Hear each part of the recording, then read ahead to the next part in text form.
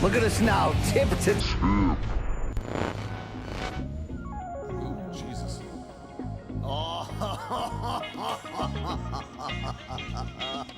Start the morning combat. Do you want a margarita? Yes! My God! To us, doing what we love. It's time to bang.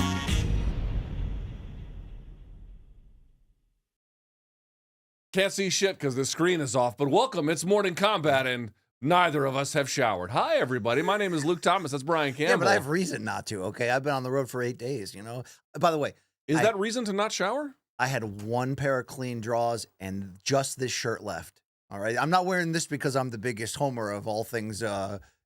Did you get that shirt because you ordered it on FanMeo? No. Oh, there we go. I took this from a box in the production office, but it served me well here. Hey, we're back at it. Let's do it. We are back at it. It is Morning Combat here on a Monday, July 8th. I hope everyone had a great 4th of July, although we did that Friday show. We kind of went back to that. But BC, we had Diaz Masvidal over the weekend. You were there. And it was thrilling. It was awesome. It was pretty good. You know, it's kind of funny. I wasn't there, but obviously we saw the sold-out crowd. And you and I were there together for the Jake Paul Anderson Silva fight, but the other ones too. But that one was a big reminder. And the reason I bring that up is because that fight was in Arizona. Yeah. And I remember Sean O'Malley showed up and the crowd went nuts. They were there early. And then they showed David Benavidez, who is also from Arizona, and it was fucking crickets. Yeah. And I was like, oh, right. It's because it's MMA fans. Sure. So, true or false, they were there to watch boxing, but those were MMA fans there in attendance. Largely, yes. Yeah. There was a lot of professional boxers there. I mean, there was a lot of celebrities there. It turned out to be we'll talk about it. We'll talk about it. What a night in Anaheim. We'll get to that. We'll get to UFC Denver is coming up next week. Yes. Plus, we have more weirdness in boxing with the Shakur Stevenson. Most people are calling it a shit fest. I have to tell you, I find some of the reaction a little surprising. I agree. And then, of course, the Oshaki Foster insane robbery, where Hobson Conceição landed 11% of his punches and won on 2 judges' scorecards. Holy fucking shit, what happened there? I don't know. Speaking of shit, we've got a healthy dose today. We do. Yeah, Long Island Luke, can you confirm that? Got a nice batch of shit for you guys. Oh, yes.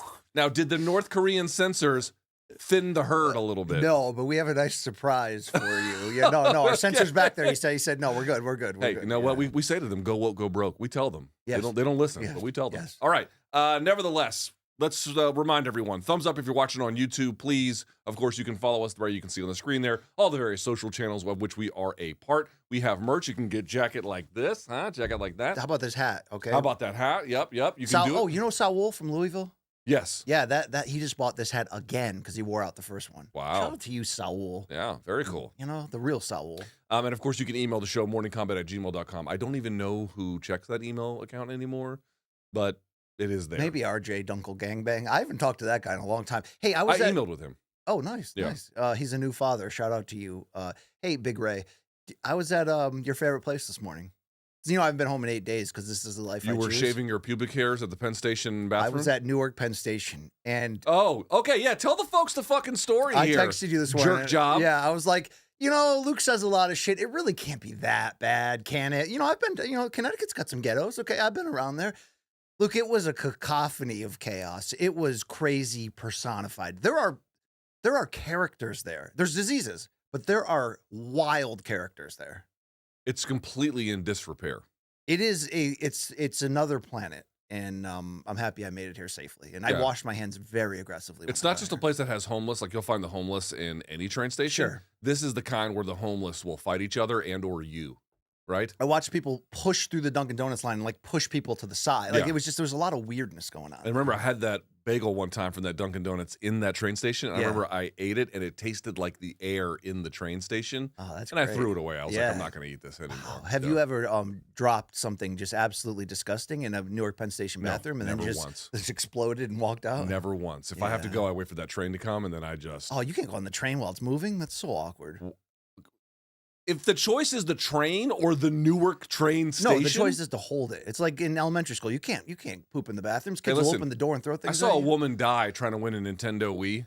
Hold your Wii for a Wii. Remember that shit? Yeah, I remember that, yeah. So, no, I don't do that. I just pee all over the seat and go home. Oh, that's what great. I do. That's very nice just of you. defecate everywhere. By the way, last thing on this. We at the subway stop we get off at, there is literally every single time human feces when we get off. And today they broke the streak. So congratulations nice. to New York Nice. City. Yes. No human feces, but that place we get off back to go home. We get off in front of the Madison Square Garden. Yeah. And it is a urinal. It's a urinal every single time. Every single time. Yeah. I do love New York, but it's got some problems. You know, the thing is, and I love New York, and I grew up not far away, but there's no city in this country that's even remotely as disgusting as New York, as much as I love it. And I love it. We're here, Metal Lark Studios, Manhattan. I love this place. There's not a city in this country that's even close to as gross. Is there, or am I forgetting Baltimore? Okay, because Baltimore is actually not is pretty nice, actually. Well, I mean, that's relative, but it's got some nice parts. But Cleveland was worse. But the difference is Cleveland has aggressive homeless that follow you down the roads. Yeah. The difference was Cleveland, shouts to Bone Thugs and Harmony, Cleveland is the city where we come from, so run, run, run. It's all spread out. Whereas New York, everything is like stacked on each other. You know what I mean? So it's a little bit different. All right. BC, before we get to topic number 1, I do want to say this to the audience. I do like giving you shit, and I was doing that for a little while, where you had interviewed Amado Vargas. And then I had said that, it looked like he was trying to figure out why the guy interviewing him smelled of corn chips and feet. He was also trying to eat the microphone during the interview and take it. I saw him like doing one of those numbers. I will say this, and I said this on Twitter, and I'm going to say it again here. Dude, you fucking killed it. Thank you. On that broadcast. So for folks who missed it, because I know some did, you were on the desk to start, and at various times you joined them. You did a couple of backstage interviews, and you did the inside the ring. There was a celebrity girl. I don't know who she was. Oh, Simply Skulls. She's the in-house host for the Why is she for the famous? Vegas Raiders. That's that what she does? Yeah, she also works for MVP Promotions as like an interviewer. She seems nice. I'm not backing her. I just didn't she's know, actually awesome. I didn't know who she was. But she was doing like interviewing Rampage, interviewing all the people Wiz in the audience. Khalifa, yeah. But you were doing literally everything else. I was. I'm going to say this, and I can't believe I'm saying this because I've done so many shows with you. You were the best guy on camera that night.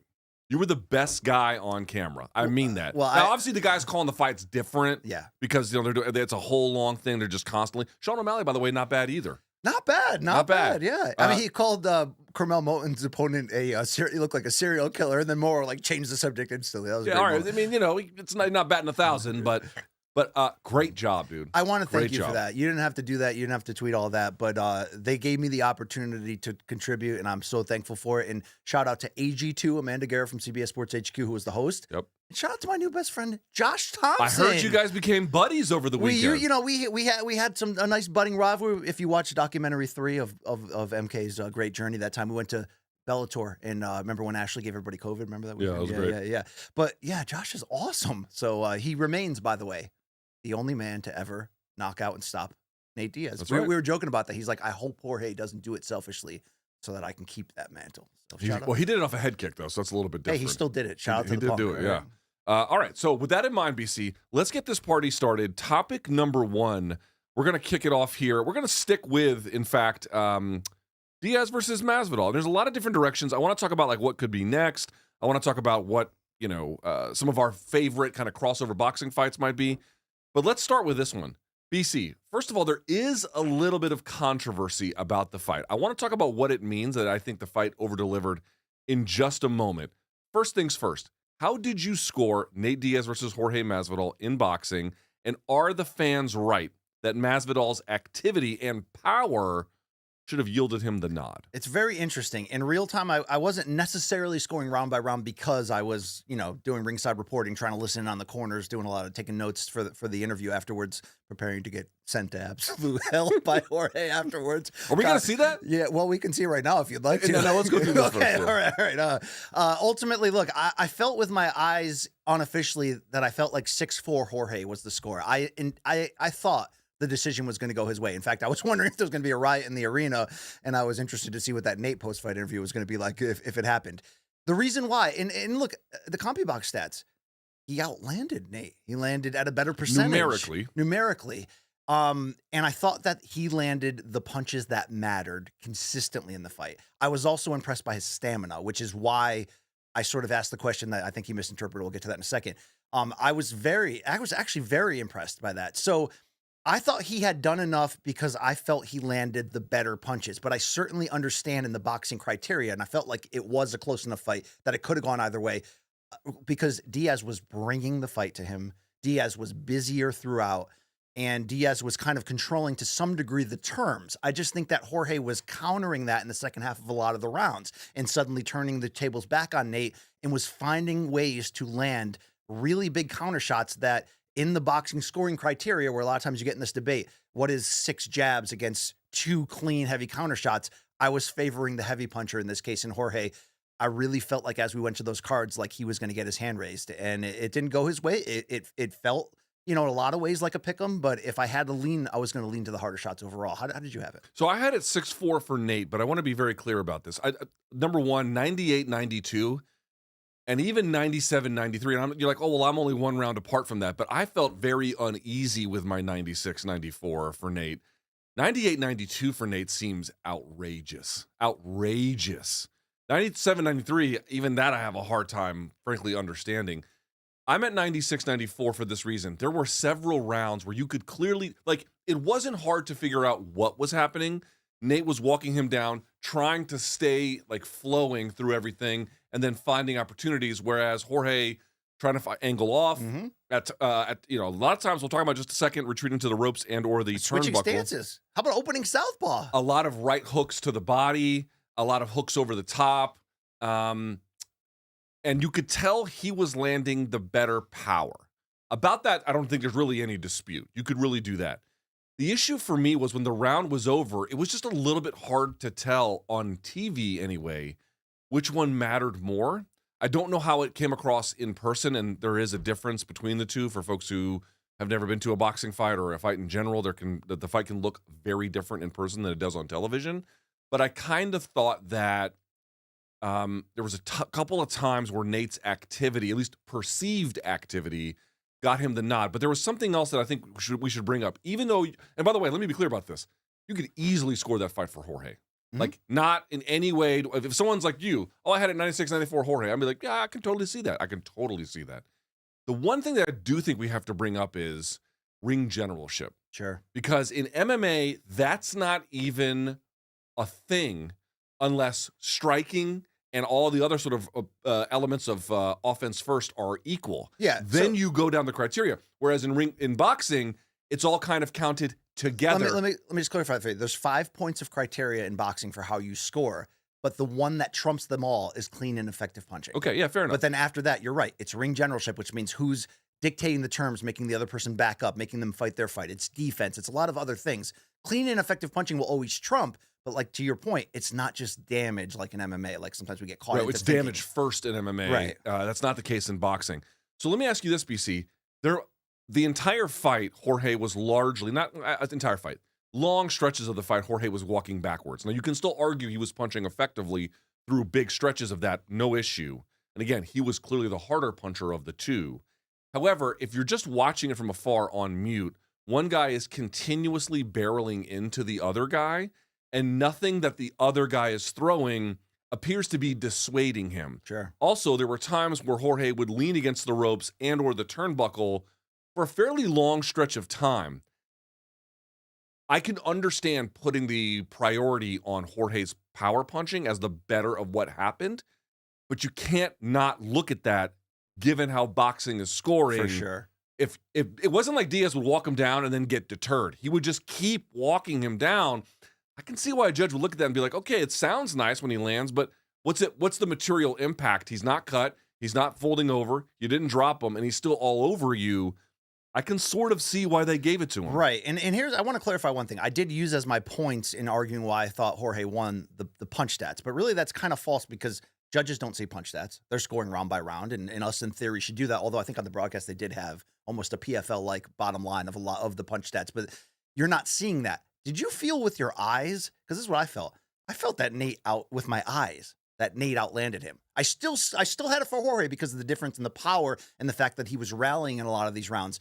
But it didn't feel like Jorge landed 30 more punches than Nate. It did not feel that way at all. In that regard. So Jorge was throwing a lot of double hooks a lot, and I wonder, over the course of 10 rounds, what that actually does to your numbers, especially to the body. Sure. He kept throwing bop, bop, he did that constantly, right? So I really wonder what that was. But to your point, I was surprised when I saw the stats afterward. It did not appear to me, again, just visually receiving the fight, it appeared like Nate was the busier of the two. Now, a lot of that didn't get through. Sure. I mean, his volume, he had more punches attempted by far. Yeah. Yes, he had more punches attempted. But it also did feel like he made contact more through like an open or semi-open target. How valuable it was is a sort of a different question. But nevertheless, I was a little bit surprised at that. I certainly understand it. Again, it's not like it was action-packed with no breaks. The referee was barely involved in this one. There's two ways fights can get hard to judge. When there's both having low volume or both having high volume or relatively, commensurate volume. This was the latter, and I think that made it a little bit hard to judge. It did, absolutely. That's why I felt like, even though I leaned Jorge by a round or two in real time, it couldn't have gone either way. It felt that way. Didn't love the wide Diaz scores, but let's be honest. They elevated both of their potential performances in terms of recent memory and in terms of what we expected. Luke, let's be honest. There was a narrative coming out of the Jake fight, and Nate said it himself in the build-up to this fight that, look, I got into shape last year to fight Jake Paul, but during the training camp, I kind of lost interest and stopped trying. I wonder, Luke, if Nate just didn't take Jake that seriously and then went into that fight and lost. This was a completely different Nate Diaz, true or false. He put in the work.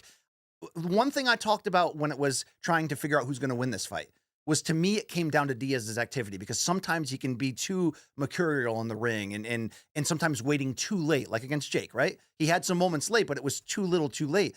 Luke, he came out and pushed such an aggressive pace off the start that I almost felt like this was a rejuvenated Nate Diaz in terms of how we look at his fighting stock, whether we're talking about MMA or boxing. Do you disagree with that? Because while this wasn't classic boxing, and some people on Twitter kind of ripped that, ringside, it was exciting as shit, back and forth. The pace was out of control. It was great. And Luke, I felt like Nate, whether you thought he won or lost, really re-elevated himself and kind of showed you, if I'm taking it seriously, if I'm going all in on camp, this is what it can look like. Am I speaking BS to you? Because I felt like this kind of rebuilt Nate's brand in some ways. I don't think that's in any way crazy, but I don't think it's just Nate who rebuilt his brand. I actually feel like both guys elevated their brand with this. I want to point out something, right? We're talking about total punches landed. To your point, to illustrate the point you're making, there is not a single round between Masvidal or Diaz where single digit punches were landed. Both guys landed double-digit punches the entirety of the fight, from beginning to end. Contrast that, we'll talk about it a little bit later, with Stevenson and Harutunyan. Stevenson, total punches landed round 1, 3. Total punches landed round 2, 6. Now, after that, he picks it up, but round 12, he had only 11. My point I'm trying to make here is, I'm not claiming that Diaz or Masvidal are on Stevenson's technical level. That's, of course, a silly thing to say. What I am saying is, dude, these guys gave you everything that they had, and what they gave you was seemingly much more than we thought, and was pretty good, consistent action. The referee is not even really a factor in this contest, because there was a couple times he had to break him up. He had very little to do. I feel like both guys very much over-delivered in this contest. And we still got some Nate-isms in there. We still got the Nate experience, right? And it didn't interrupt the fight. It added to it, right? The taunting, the playing to the crowd, the turning his back and then coming back with a shot. Yeah. It's like the crowd was on fire. The two fighters brought it. Tell me if I'm crazy on this take, Luke. This was the best crossover fight we've seen since this bubble started. And you can argue whether the bubble started with Jake Paul and Logan getting into it, or whether Mike Tyson versus Roy Jones was the bubble kickoff. Either way, I actually think this was the best fight in terms of entertainment. Because if you have one criticism, well, you could have more, but if my major criticism of the Jake Paul experience, which has been fun, but he's almost too technical for his own good in this crossover bubble space. Because if you're a fan who isn't a huge boxing fan, but you either love YouTube personalities or you're a pure MMA fan and now suddenly your favorite guys are boxing, it's almost as if the Jake Paul experience has seen fights be too technical. Remember that both Tyron Woodley fights, including the second one until the knockout, second one was dreadful. Was a snooze fest. And I remember saying multiple times when we would debate after each of those Jake Paul Showtime fights of like, is the bubble going to burst? And I remember saying each time, Jake needs to find somebody that he can fight, not box, fight. Dude, this was a fight. This, in my opinion, Diaz Masvidal 2, was exactly what you think you're getting when you buy a crossover boxing match involving non-boxers. A competitive, back and forth, exciting fight at a hellacious pace. Yes, there's going to be haters on line going, wow, look at the skills of these two. Look at the heart of these two. Look at how much they put in. Look at how they sold out. It just so happened because of how this training camp kept getting pushed back, right? To remind you, found out from Masvidal's manager that he signed a deal for this fight back in August of last year. They thought it was going to be in April. It got pushed back. We thought it was going to be June 1st, and to their credit, they pushed it back, and we'll get into that. Wise move. But that created a very long training camp. It created a lot of resolve in both fighters. I think Nate wouldn't admit it publicly, but I think he really needed to put on the best he could do at this age after what happened against Jake. And Jorge obviously is looking for a complete rebirth and a new lane of boxing. This is everything I want the crossover boxing bubble to be. I don't think that's a crazy take. I think it's perfect. I will say this. Because the stakes were not nearly as significant, the drama of Mayweather-McGregor felt like a lot more, right? Especially because I mean, McGregor, that's Floyd's record on the line coming out of Floyd's retirement. record on the line, and then McGregor came out with, remember, I think he won like the first 3 rounds or something. 4 First on my 4. card, yeah. Something like that. Yeah. And then he got walked down at the end. Yep. So that one had high drama, whereas this one just had like a steady high pace with less ebbs and flows, but you could never turn away because there was like a lull in the action. Both guys delivered, and the style contrast, honestly, the style contrast with them in MMA favored Jorge a little too much. Jorge's got too many weapons and command at too many ranges. You narrow that a little bit, and then the style contrast becomes there's a lot more parity involved. And so that just brought the action up a notch. Where again, are we saying this is Shakur Stevenson out there doing his best work? We're not saying that. We're just saying, was it easy to watch? Yes, it was. It's a simple question. Was the fight easy to watch? A simple, enjoyable experience? 100% it was. And that's by virtue of the rules and these two guys' commitment kind of bringing it all together. Now, BC, that leads me to the second question, or actually, no, I think it's for you. Well, Yes. hold on. Let's lead it to Jorge sending me to hell. I want to play this video, and then I want to get your reaction. I shout out to all the MK fans that did kind of get my back. I appreciate that. Didn't necessarily need it, but this was not ill intent. I think Jorge took it that way. Let's go to the videotape. Mentioned they came out really fast paced. Was there any thought of you that this may be too fast? You asking the wrong questions, bro. Fuck type of question is that? By the way, watching it back, it's not as harsh. In the moment, I felt like you just, need me right to the groin. Yeah, you know that's what I mean? fucking All right. hilarious. I'm basically saying, because I asked Nate the same question, I was impressed with the pace. In fact, I remember after round 4 thinking, you guys not going to be able to keep this up. Like, this is crazy. Jorge kept digging deeper. I was basically saying, was there any thought in your mind throughout that maybe you couldn't keep this up? Did he interpret that wrong, or am I just an asshole? I think anytime, because I've done some of this in-ring interviewing stuff, not like you, but I've done it a little bit. Anytime you ask a question where the question, like, unless someone gets clearly viciously knocked out or, really schooled, this was close and competitive.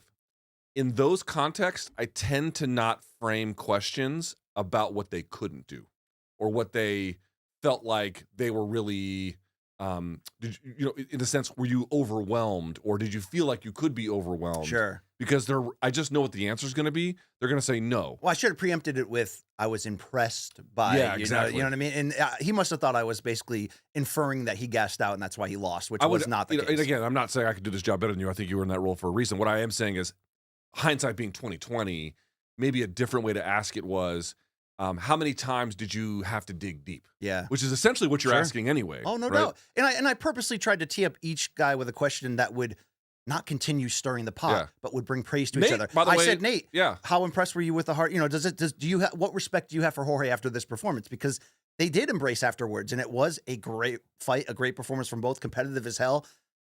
Didn't love that I got dunked on, but it happens. I will say this, though. I will say this. Yeah, Nate didn't dunk on you, and I think you helped your chances, because if memory serves, your first question was about the fight itself, and then the second question was, Nate, what about this California crowd? I was like, oh, look at this fuck playing the hits. That's called cheap heat, by the way, pro wrestling, right? Boy, Just it playing worked. right It into fucking it. What about the worked. California love they gave you, Nate? Yeah. How did that fuel you? And he gave me a little look like I thought he was about to kill me, and then instead he went into it. No, with it. he leaned into it, so it actually worked out quite well. Yeah, that was the only blemish really for you on the broadcast. But even then, I didn't think it was a bad question. It's just, you just have to know what he just got a bitter loss, in a closely contested fight.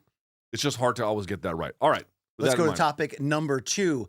Look, this fight had some changes along the way. Originally scheduled for June 1st, going head-to-head with the UFC pay-per-view, and according to Jorge, that was Nate who said, I want to go head-to-head. I think luckily for them and everybody else, they pushed the date off. So, Luke, this fight over-delivered relative to expectations. I don't know how you can argue against that. 18,000, sold-out arena. It was the only show in town MMA-wise, even though it was a boxing match. So, Luke, what lessons should we learn about that? To be honest, and I was the host of this press tour, mid-press tour, there were times where it felt like this fight was going nowhere.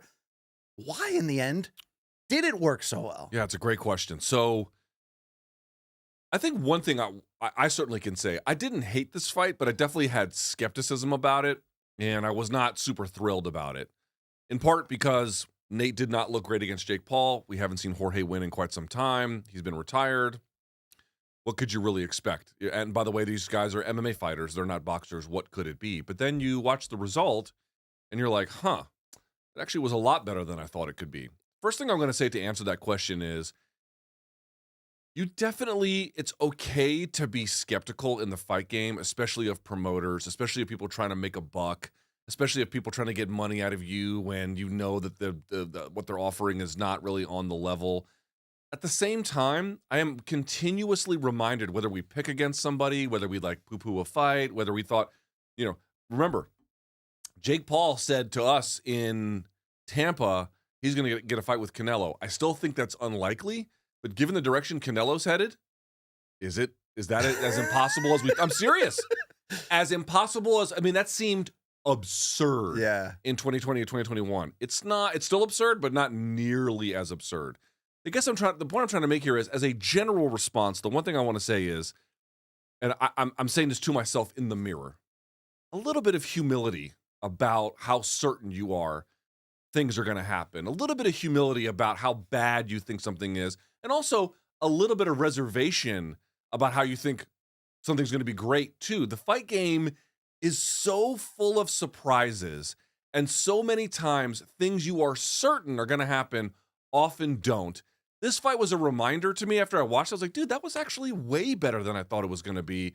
I felt like, you know what? I wasn't a crazy hater of this fight, but I was definitely not high on it. Well, I was blown away. I think the lesson is, BC, a little humility goes a long way in the fight I think game. Also when it comes to crossover boxing, and going back to the point I made earlier, like, you need the right matchups where you're going to create a competitive action fight. And I just don't think we've always seen that. And you don't always know sometimes when you're bringing people with different levels of experience of boxing together what you're going to get. And I think maybe sometimes the Jake fights have been too technical because he's been trying too hard to be great at this.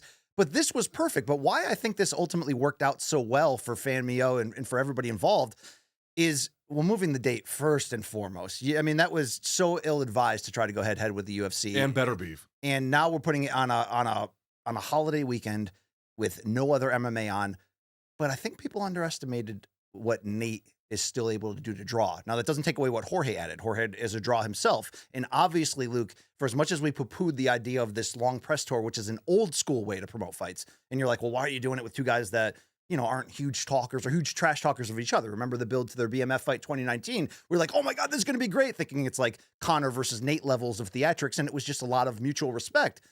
Ultimately, though, the choice to do this never-ending press tour, it created the contempt between them. It created the moments of Nate twice telling me to F off and walking off early, and Nate smoking the blunt, and then obviously the fight between the two camps. That all mattered in the end. And I think putting it in Southern California mattered, because whether we want to argue the percentage of boxing or MMA fans in that building, Luke, Southern California shows the F up to events like this. One more thing. In this modern day of too many pay-per-views and too much price gouging, and I know a lot of people stream this illegally too, Luke, they did $49.99 with the gimmick of a free t-shirt if you pay the shipping, if you order it from FanMio, $25 tickets for the upper deck, $75 seats for the lower bowl. Like, this is relatively affordable compared to everything going on with UFC pricing. And it's not just MMA, by the way. Boxing in Vegas is outrageously priced on top of that. It always has been, because it's casinos that are ultimately, getting so many of these tickets. It just felt like that perfect storm. But Luke, some people are referencing that old Dana quote of, Nate isn't a draw. And dude, Nate is a fucking draw. Did you hear that pop when he walked in? And obviously he had that awesome Mike Tyson tribute with the Be Real. So sick. Dude, the energy in that building, in what we always call what's the most exciting 10 minutes in all of sports. There's always been the argument that the final 10 minutes before the opening bell of a pay-per-view main event, right? Like the theatrics of the walkout, everything going on, the touch the gloves and that energy. This fight doesn't compare to the biggest energies I've ever seen from like Maypac, Canelo versus Floyd, which we were at together. It had just that vibe that was like, oh my God, this is like a drug. But it wasn't that far off, dude. It really wasn't that far off. When Nate entered that building, it was absolutely legit. I mean, I never thought they were going to sell out an 18,000 seat arena for this fight. But smart matchmaking on the undercard, which is one other thing we have to talk about, right? Grudge match between Ryan Garcia's brother Sean and Amado Vargas, the son of Fernando. We should say something too. Rich Chow, the former Bellator matchmaker, had a hand in this entire for real promotion. Fight. Yeah, Nate's promotion. Yeah, he is one of the best people in this entire. Dude, you're talking about a guy who understands the Diaz family, understands MMA, understands MMA fans, who ultimately this was really geared towards. Really did a phenomenal job in helping to usher this event to its final place. But the thing I wanted to say, BC, is in addition to the whole humility thing, it's not just that there is life left in this crossover bubble. It is that I was really taken aback by how much this fight was able to add to their rivalry, how much it actually added something meaningful to their record. Sure. Again, we have to, we're sitting here saying like, oh, it means the most. We're not saying it means the most. But usually you look at this and you think it's utterly dismissible, a thing that just is a citation on Wikipedia. No, this was actually a fairly legitimate Masters combat sports event. For folks who don't follow jiu-jitsu, there's like a Masters division when you get above the age of 35 and beyond. There's the wash division. Well, it's wash, but like not so much, right? You're not able to compete with the very best anymore. But we can match you against somebody commensurate, and there's something there. And I feel like people have kind of played it wrong. They've played it like, we got to go full-on fight circus. We got to go full-on silly. We got to go full-on washed. And the Jake Paul and Mike Tyson thing is a different thing because of his age.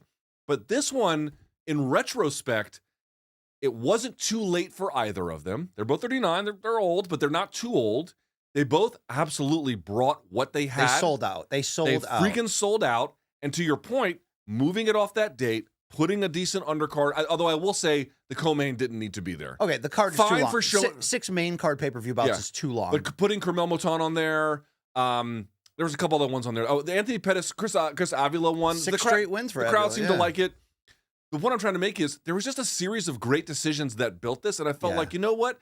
We keep talking about these guys doing these crossover fights as if it's like sending them out to pasture. And I don't want to call it a second life, BC, but the rehabilitative possibilities, the possibility at extending and then contributing to a rivalry, I really thought, I was like, wow, you actually, if you play this the right way, there actually is something to this a little bit. And we're not saying it's the same.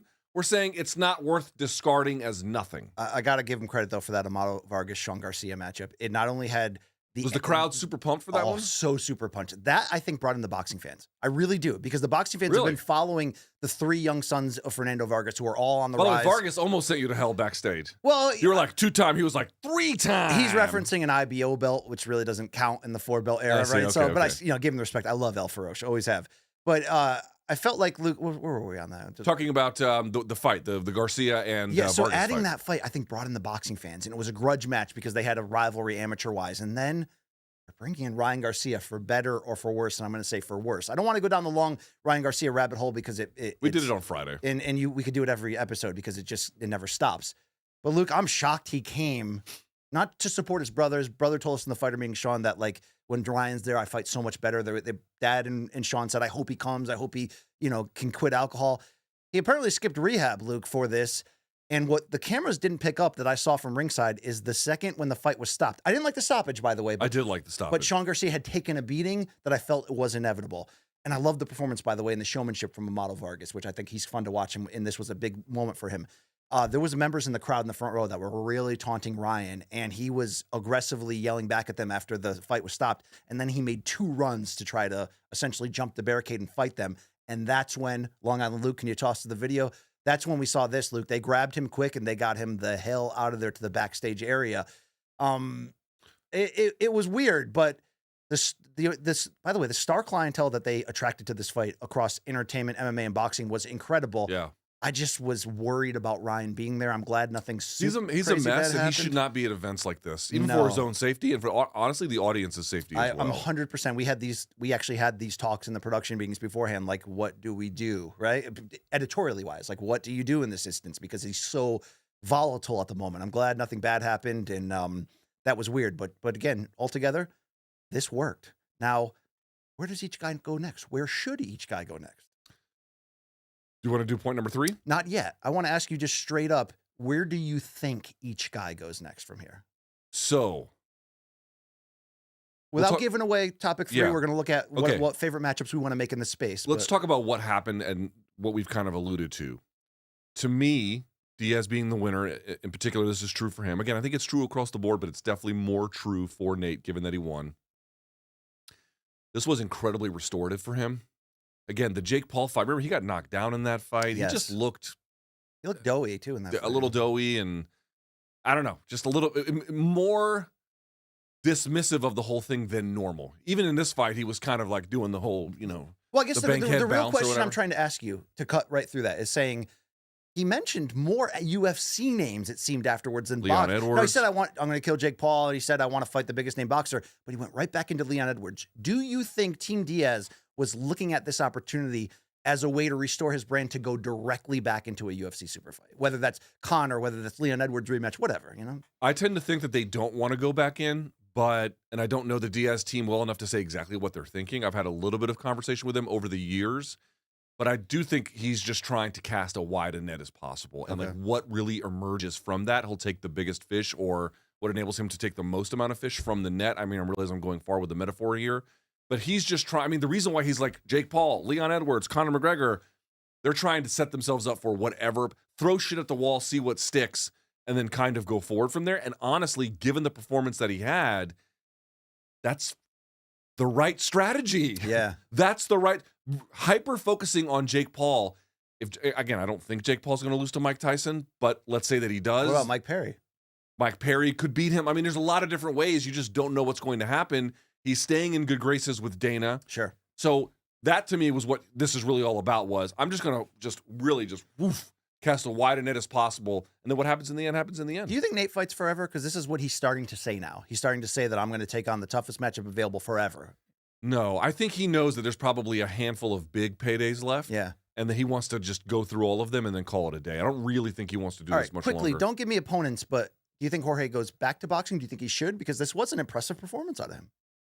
I tell you what, could you run back Jorge Masvidal versus Darren Till in boxing on a card? Yeah, you could. I think you could. Damn right you could. I think you could. If Jake Paul needs an opponent last minute, or even, whatever, for whatever reason, could you do Jake Paul versus Jorge Masvidal? I think you could. So this is my point. There's no part about that where you're like, oh, Jorge looked like shit.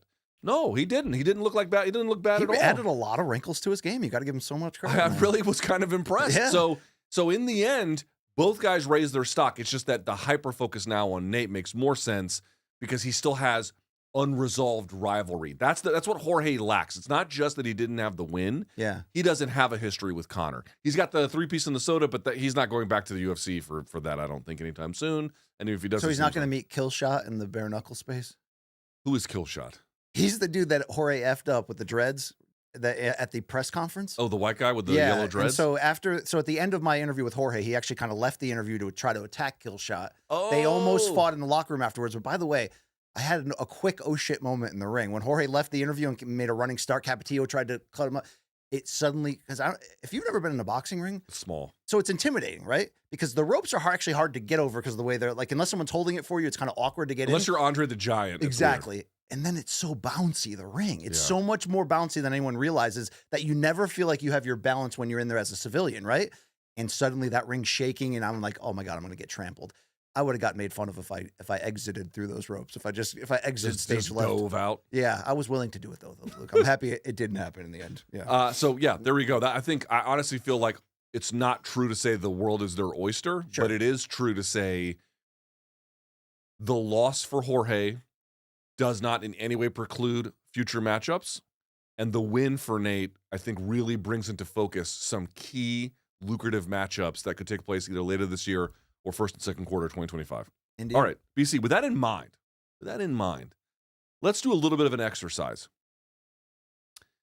I want you to give me your top 5 possible boxing crossover matchups. Now, what I mean by that is set the parameters here. okay. So what I mean by that is you could bring in former MMA fighter. You could bring in a Jake Paul type. Or retired boxer. Retired boxer type. Anybody who is kind of playing in that space.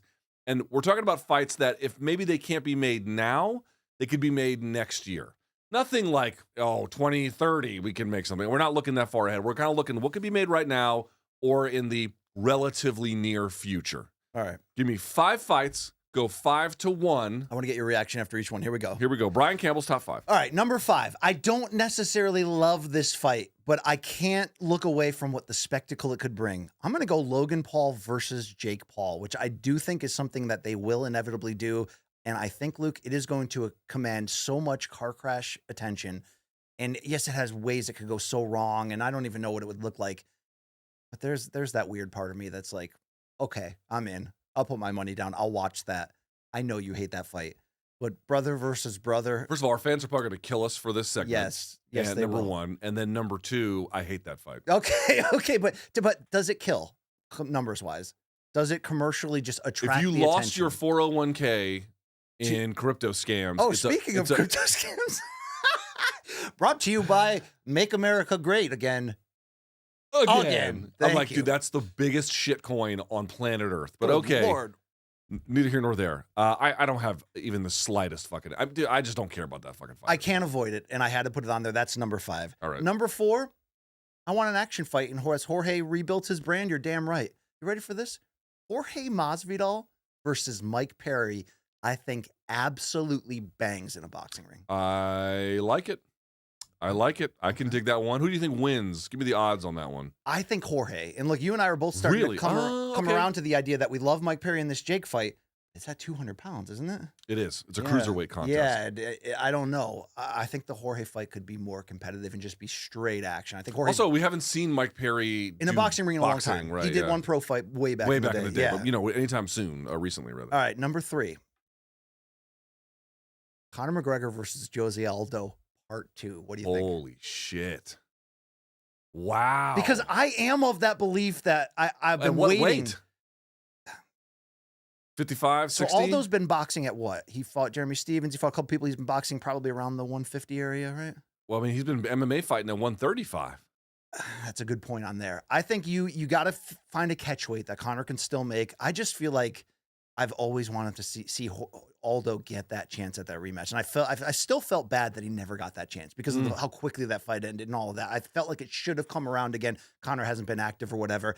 I would be intrigued by that. I actually would. Jose's a good boxer. I know there's that size difference now. They're not 145ers anymore, but I still think that's kind of interesting. That's a left field one I did not see coming. I don't know if you could do it because of the weight at this point. And also, you're really taking away what makes you're accentuating what Conor's good at, and you're taking away a lot of what Jose is good at. That is a fair counter. That is a very fair. However, as a item that people would pay money to see, not a bad choice. Okay, number 2. And I'm wondering if this is possible, given what we talked about heading into Masvidal Diaz 2, what could be available for Jorge. Floyd Mayweather versus Nate Diaz, I am talking myself into here. I can't believe I am. But what do you think about that fight at this point? Man. Size difference, yes. Major right? size difference. I can't tell if Floyd is he washed to the point where he can only beat the YouTubers, or can he beat someone who is still? Because don't forget, after the Logan Paul fight, and that was a massive size difference. Yes. Do you remember Floyd was humble in that post-fight interview? Was Yeah. like, I'm done with this. Like, this is my last Yeah, I'm fight. just gonna fight donks. But then Yeah. he has fought donks. He's got John Gotti III coming up in August in Mexico for whatever that's worth. But if you're Floyd, he seems to still want the attention. There's always going to be the rumors that for all the dollars he's made, does he still need money? I don't know. That is interesting. If Nate Bigger is going to spam him, obviously Floyd's going to be able to counter and keep that distance. But I wonder what that looks like. Floyd would make him weight drain. We know that from boxing generally. It would be big. It would be big. It would That's be the big. thing. And that would be Diaz as the ultimate babyface in that matchup. Yeah. Also, MMA fans are still dying for Floyd to get his comeuppance. I know. For Diaz to deliver that in that particular way would, especially in boxing. Do you think Fan Mio is considering that? Because there was talk from Masvidal and his management I don't team. think no one picked up on this. I don't think Floyd was there by accident. You could say, oh, he was there for Carmel Mutan. Yes, he was, of course. That's true. But he was at the analyst desk for a little while. Yes. And he was a big celebrity, but there were other big celebrities there too. I think that they've got their eyes on him. Don't forget, Fan Mio was the promoter for Floyd versus Logan.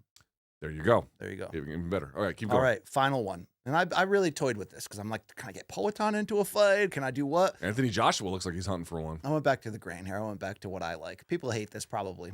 Asa Akira versus who? Oh, Rocco. No, I mean, that's a crossover matchup. I've been Well, he's waiting the for it. intergender champion if ever there was Peter one. North could be the referee. Luke, Conor McGregor versus GSP. I still want that in a boxing match. What? Dude, that's still a great idea. GSP's got the jab. He's in great shape. He's a Freddie Roach trained. He's a legitimate MMA boxer. Dude, come on. Conor plays the villain role in that build, and it's the returning hero of GSP. Yeah, I know GSP can say what he wants.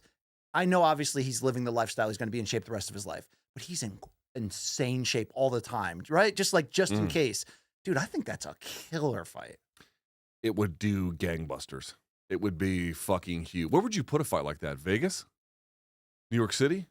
They're not going to the taxes in New York City. That's why the big fights don't go to New York City. Like really big fights. Like big fights go there, not really big fights. I know, but you get the Canadians to travel for GSP if you went to New York Okay, what City. if we do it in the Sky Dome, Luke? The Rogers Center. In Toronto? Yeah, no, they're not doing that. I don't care where you put it. I want that. I want that fight. That's not a bad one. All right. Nocita, which of those did you like the most? You got to give me the list again. Oh, so. you're just out there fucking playing mahjong. Let's go to your list, Luke. Let's do it. Here we go. For my list. All right. These are in particular order. Okay. Number 5. Mike Perry versus Darren Till. Not the biggest names relative to a Floyd, relative to a Diaz. And we'll get into Darren Till's boxing match later in the show. Yeah.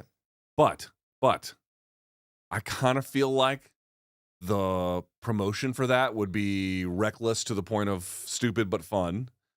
And the fight itself would actually be angry. You know what I mean? It would be. I don't love Darren Till. Neither do I. But I'm not kicking this out of bed. Yeah, I'm into that. All right, very good.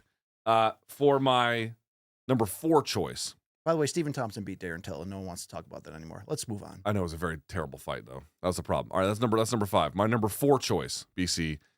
How about Nate Diaz versus Jorge Masvidal 3 or 2 in boxing? There is controversy. That's a good question. Yeah. There is controversy about what happened. I don't know if there's like a gigantic demand for it, but I actually feel like movies, sequels, rematches typically have a diminishing effect in terms of gate, right? Unless the first fight surprised everybody and suddenly there's like this grudge match in the rematch. How big could this fight? It wouldn't be as big as this one just was. No. But would the returning audience, if packaged properly and promoted properly, I don't know. I don't know. What do you think? I think you have to have a strong co-main. You do. Yeah, you do. Strong co-main. If you had Jake Paul wouldn't be in the co-main, but you could put this in the co-main on a Jake Paul card. Again, they wouldn't do it, but something like that would make it count. But I do think that there is still interest in it for sure. All right. Number 3. How about Jake Paul versus Diaz 2? I mean, there's you don't think the fans want to see, again, I'm talking about like personal interest, whatever, but you don't think the fans want to see Nate get that one back? I do. See, here's the thing. You just don't see you don't think it's competitive? Nate showed us, in my opinion, in this fight that if he takes it seriously and gets in super shape, there's still something there. I do think that fight could be different. But what about and Jake was tweeting about it all weekend, what about the money for the potential PFL fight that Nate has turned down? Jake, who gives a fuck? Is Nate just not entertaining that because he wants to stay a UFC guy to get those big paydays?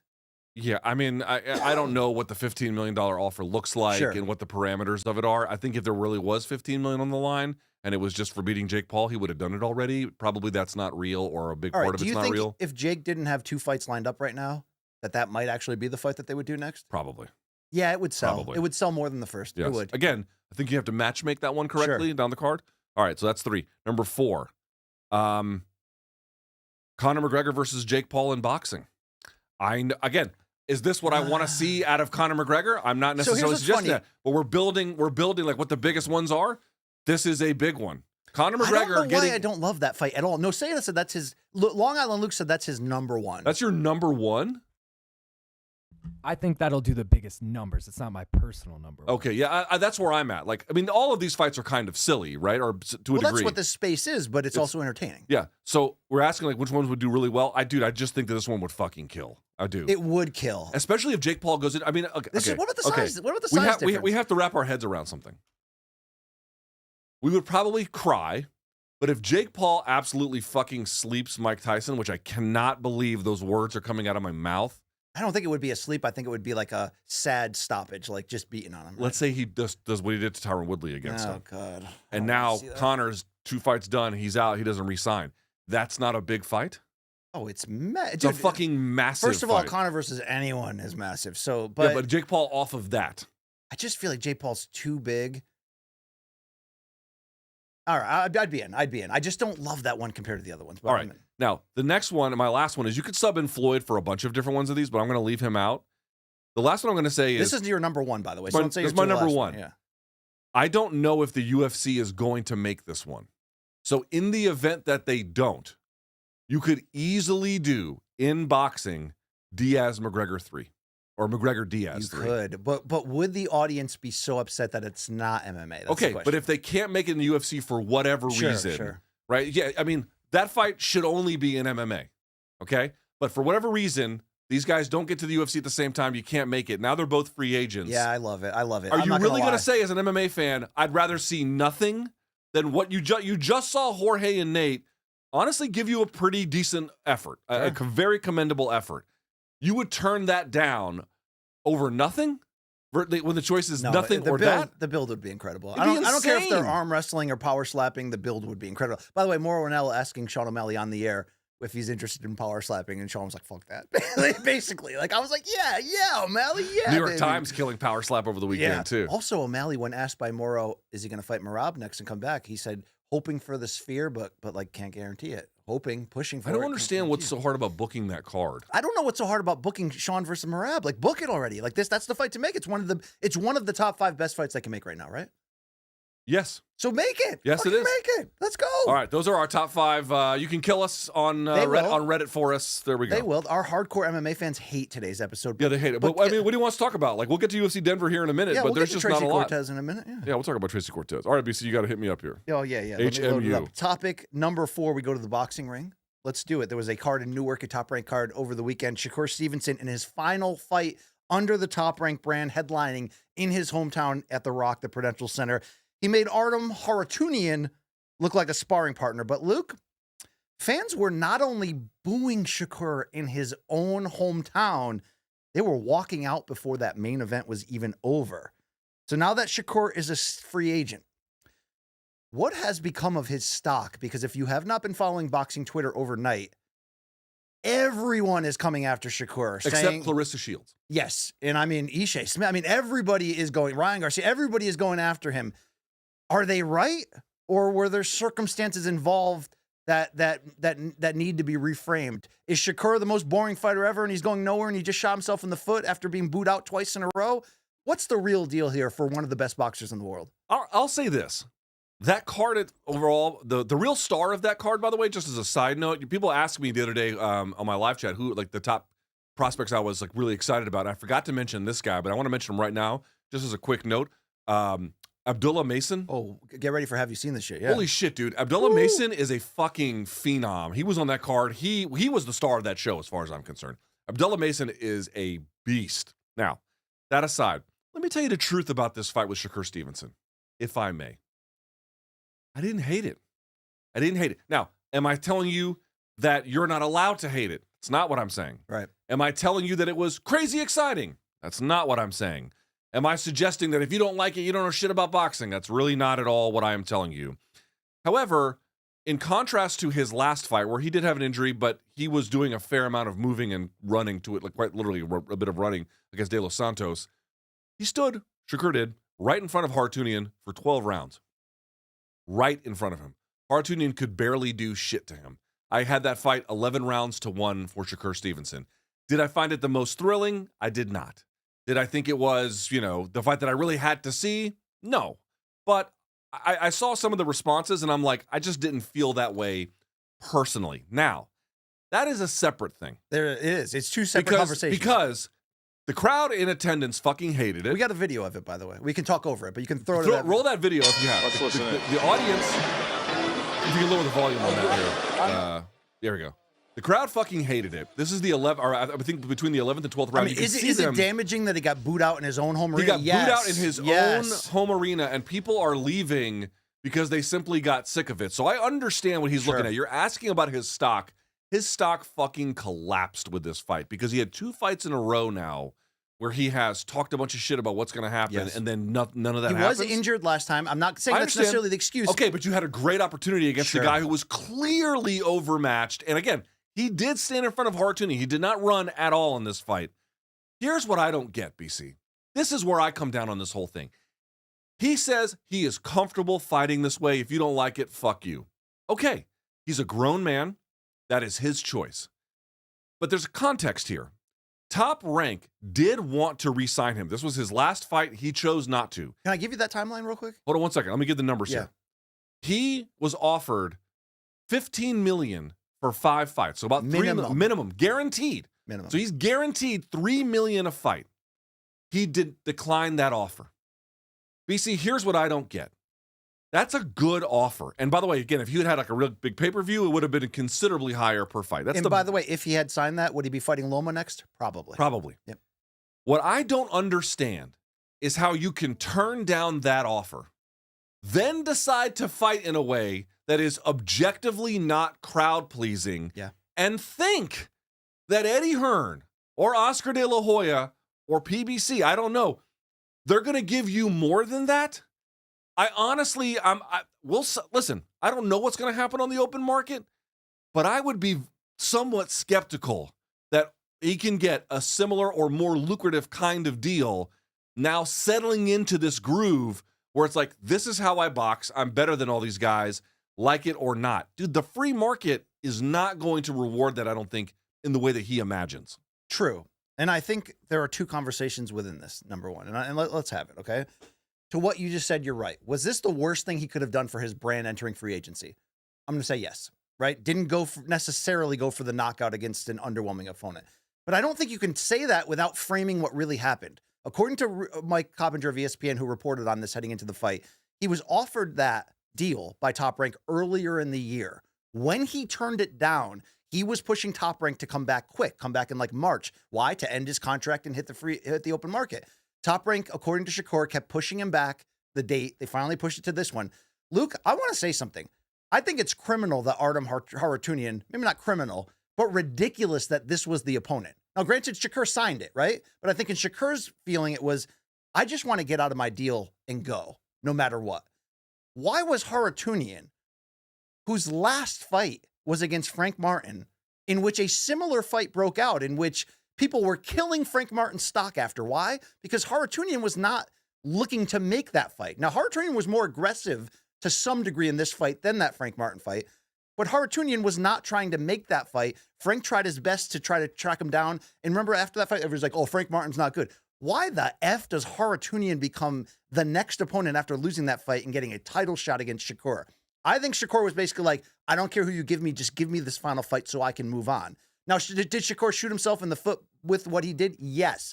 But there are 2 things in boxing. It's your commercial value and your critical value. The best can put it together as one, right? Canelo, Floyd, they were #1 pound for pound and the biggest pay-per-view stars.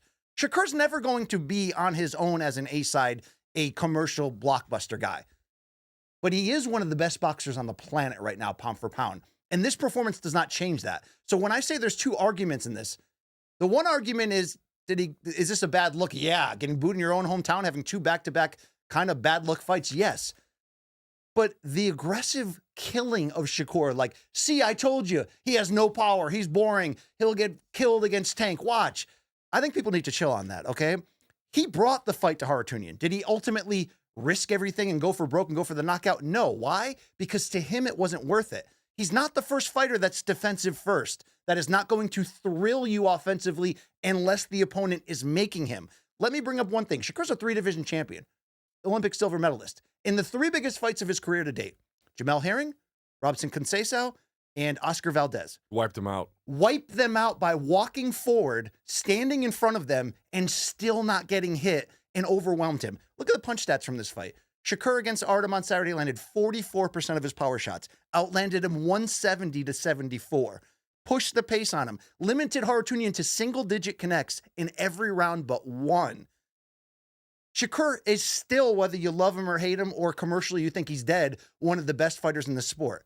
And you know how you told me last week? BC, stop caring what the public thinks. Stand on your business. Can I stand on my business right here? Stand on that business, bro. I still think Shakur beats Tank. Wow. We did a hip-hop horn, you fuck. I keep telling you, Nosita. I keep telling you. It's not in my power, but I've love reached Tank. out to and the Tank people is one who of the need best to- fighters in the world, too. But there are very little fighters in the post-Manny Floyd era who can even remotely draw comparisons to Floyd, stylistically, skills-wise. Shakur is that guy. He's a southpaw Floyd in some way. And I get the criticism of people saying, look, if you're trying to be Floyd, if you're trying to accept these Floyd comparisons, Floyd didn't act like this. Floyd was pretty boy Floyd first. He was walking people down. Diego Corrales, he dropped 5 times, yes. So he's not Floyd, right? He's not Floyd in that regard. Floyd became Money May and fought defensively because he took on hard fights earlier in his career and walked through people. What Shakur is basically telling people is, why am I going to risk it against an opponent like this, where I can outbox him easily? Bring on the best that are going to make me fight at our best. There's proof 3 times. His 3 best opponents, he fought like an animal. He tried to fight like an animal to a certain degree on Saturday. Look, he is a defensive fighter first. Animal's a strong word. Animal's a strong word. He is a defensive fighter first, and he will always be. But Luke, nobody hits this guy clean, even when he's standing in front of them. And I get what people can counter and say, look, Oscar Valdez is good, but there's levels to this. What about when he gets in there and gets Tank, Haney, Teo, all that? Yes, I want to see all that. But Luke, I think he did take a short-term risk to kill his brand just to get out of this deal, because he believes on the open market, and don't forget the Turkey al-Sheikh, Saudi Arabia connection, there's a lot of money out there. Look, there is a couple paths he can go. What if he goes to PBC? He could fight Frank Martin. Are they going to give him $3 million a fight guarantee? I don't know. But if he goes there and fights Frank Martin, Pitbull Cruz, eventually Tank, dude, he's going to make so much money that it won't matter. He is going to become as big commercially as he possibly can, not by talking trash, not by these Twitter wars, by what he does in the ring. I still think he's going to get signed. Maybe not for outrageous money, but I still think that every single promoter, from Golden Boy, Eddie Hearn, is going to talk to him, PBC, and they should, because he's one of the best boxers on the planet. He has skills that are sublime. And I think people are missing that by just watching people walk out and boo. And I think you do have to frame the Top Rank part of this. And I'm not shitting on Top Rank. They're doing what they have to do. If he re-signed, they would give him Loma next.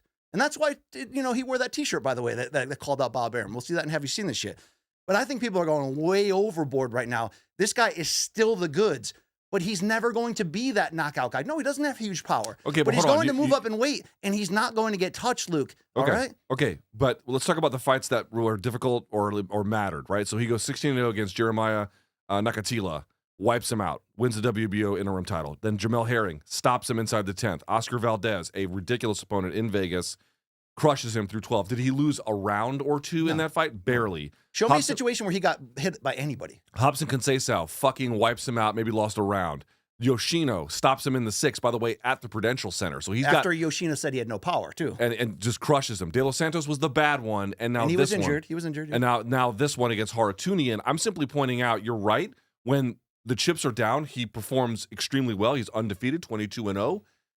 I just don't understand exactly what the plan is to get those fights other than to just keep beating who he's been beating. Like, what about this is going to get... Frank Martin was tweeting emojis about sleeping on Saturday. Frank Martin, why the fuck would you fight him at this point? Why would you fight him? Because you think you can beat him? You don't think you can beat him. And also, what's the commercial response going to be? Fucking zilch. I just think people... If you're Pitbull Cruz, why would you fight him? No, Pitbull Cruz is different because Pitbull Cruz will fight anybody. You keep talking about these fights that are going to happen. I wouldn't necessarily mind seeing them, nor am I even disagreeing with your central thesis. I'm simply saying this guy is not giving the general public, fuck the insiders, like, people who do this for a living. Fine, I'll watch anything he does. I have to watch anything he does. If you don't have to watch anything he does, what the fuck is the pitch? What is the pitch? He is arguably... He hasn't done enough yet because he hasn't gotten enough big names to prove it. But I think he's arguably the best boxer in the sport right now. I can't even say that that's wrong, but that is so distant from how he is viewed by the general I public. get that. And I'm The not public- forgiving the what he public did on probably Saturday. doesn't believe that, and even if they did, they don't care. Right. That's why it's a different argument between commercial and critical. But I just think he's but made the one decision. leads to the other a little but bit. I think he's made the decision. And think about who he's, Andre Ward has been his mentor and I think started as his manager. They're both under James Prince. Andre Ward at times too was about survive in advance, get the win, right? And I think that's who Shakur is. But Andre Ward did the Super 6 tourney. I get that. I'm just basically saying that I think Shakur is content with his commercial value right now, even content with the damage that Saturday night took because he has bigger plans for bigger fights. And I get what you're saying. Like, why would these guys fight him? Well, if their promoter signs him, it's to make these type of fights. It's to make look, Luke. That's why the promoter might want to do it. But why does Frank Martin want to do it? I mean, in the end, dude, Frank Martin turned down Shakur Stevenson for Gervonta Davis. And you could say getting viciously KO'd by Gervonta didn't serve his interest long term. But honestly, I don't know that he made the wrong decision to fight Tank. I actually feel like it's probably the right one. And I think subtly here, and I interviewed Shakur. I wrote a story for CBS Sports ahead of this fight.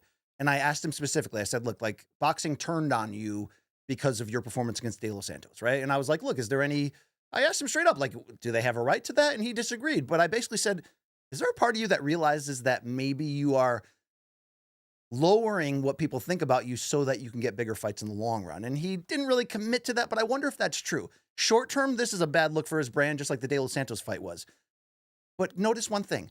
Tank never used to talk about Shakur before this year.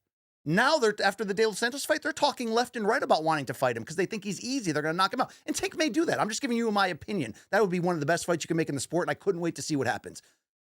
But I still might back Shakur in that fight, and I think Shakur might realize that okay, take a short-term lumps here in the public eye, but now maneuver yourself in a place that you want to be. Because one thing Shakur told Mike Coppinger was he wants to do, and I know this is every boxer's dream, he wants to eventually start his own promotional company and sign piecemeal, right? 2 fights here, 1 fight here, 2 fights there.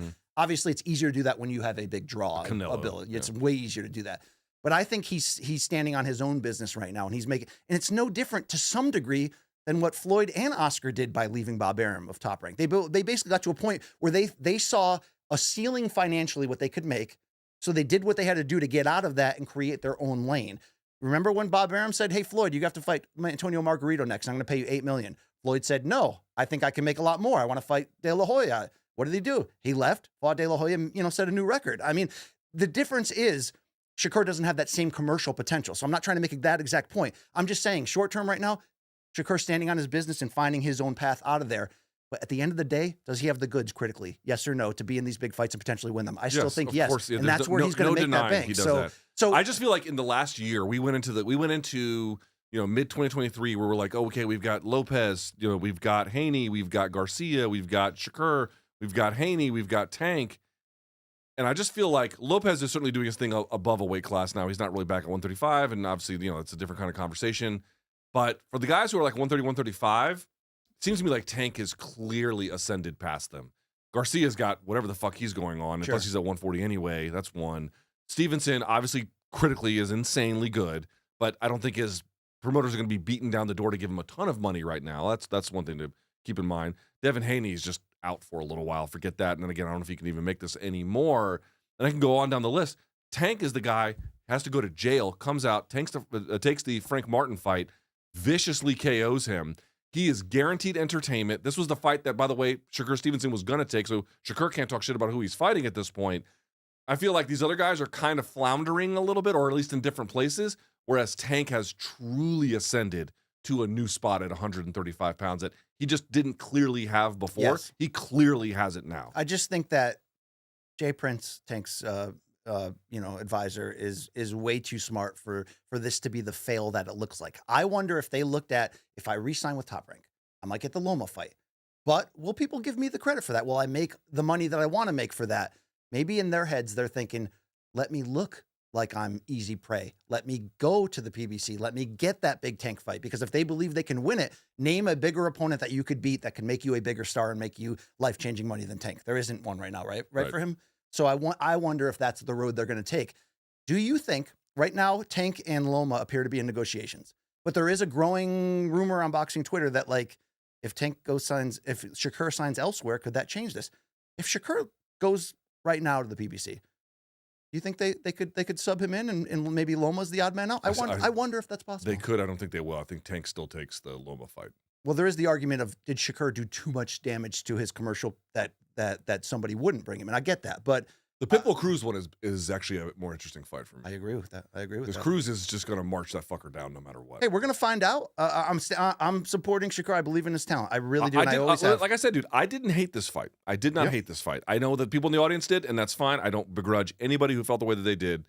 I didn't hate it, but I felt like as an advertisement for what's next, disaster for him. All right, BC, before we move on to the UFC portion of our show here, very quickly, I have one more question. Yeah. The Oshaki Foster Robson Conceição fight. Dan Rafael had it 10 rounds to 2. I had it 9 rounds to 3, and I was being fucking Kriegel 11-1. Yeah, I was being generous with 9 to 3. I don't know what to say except what the fuck. And I want to point out something about this fight, which is a guy like Oshaki Foster is never going to be a big star. The way in which for him to advance and get, the whole thing is prize fighting. Mm-hmm. He has to have a belt in order to do that, basically. I don't know what's going to happen next, but BC, let me just pitch it to you. How did you score this fight?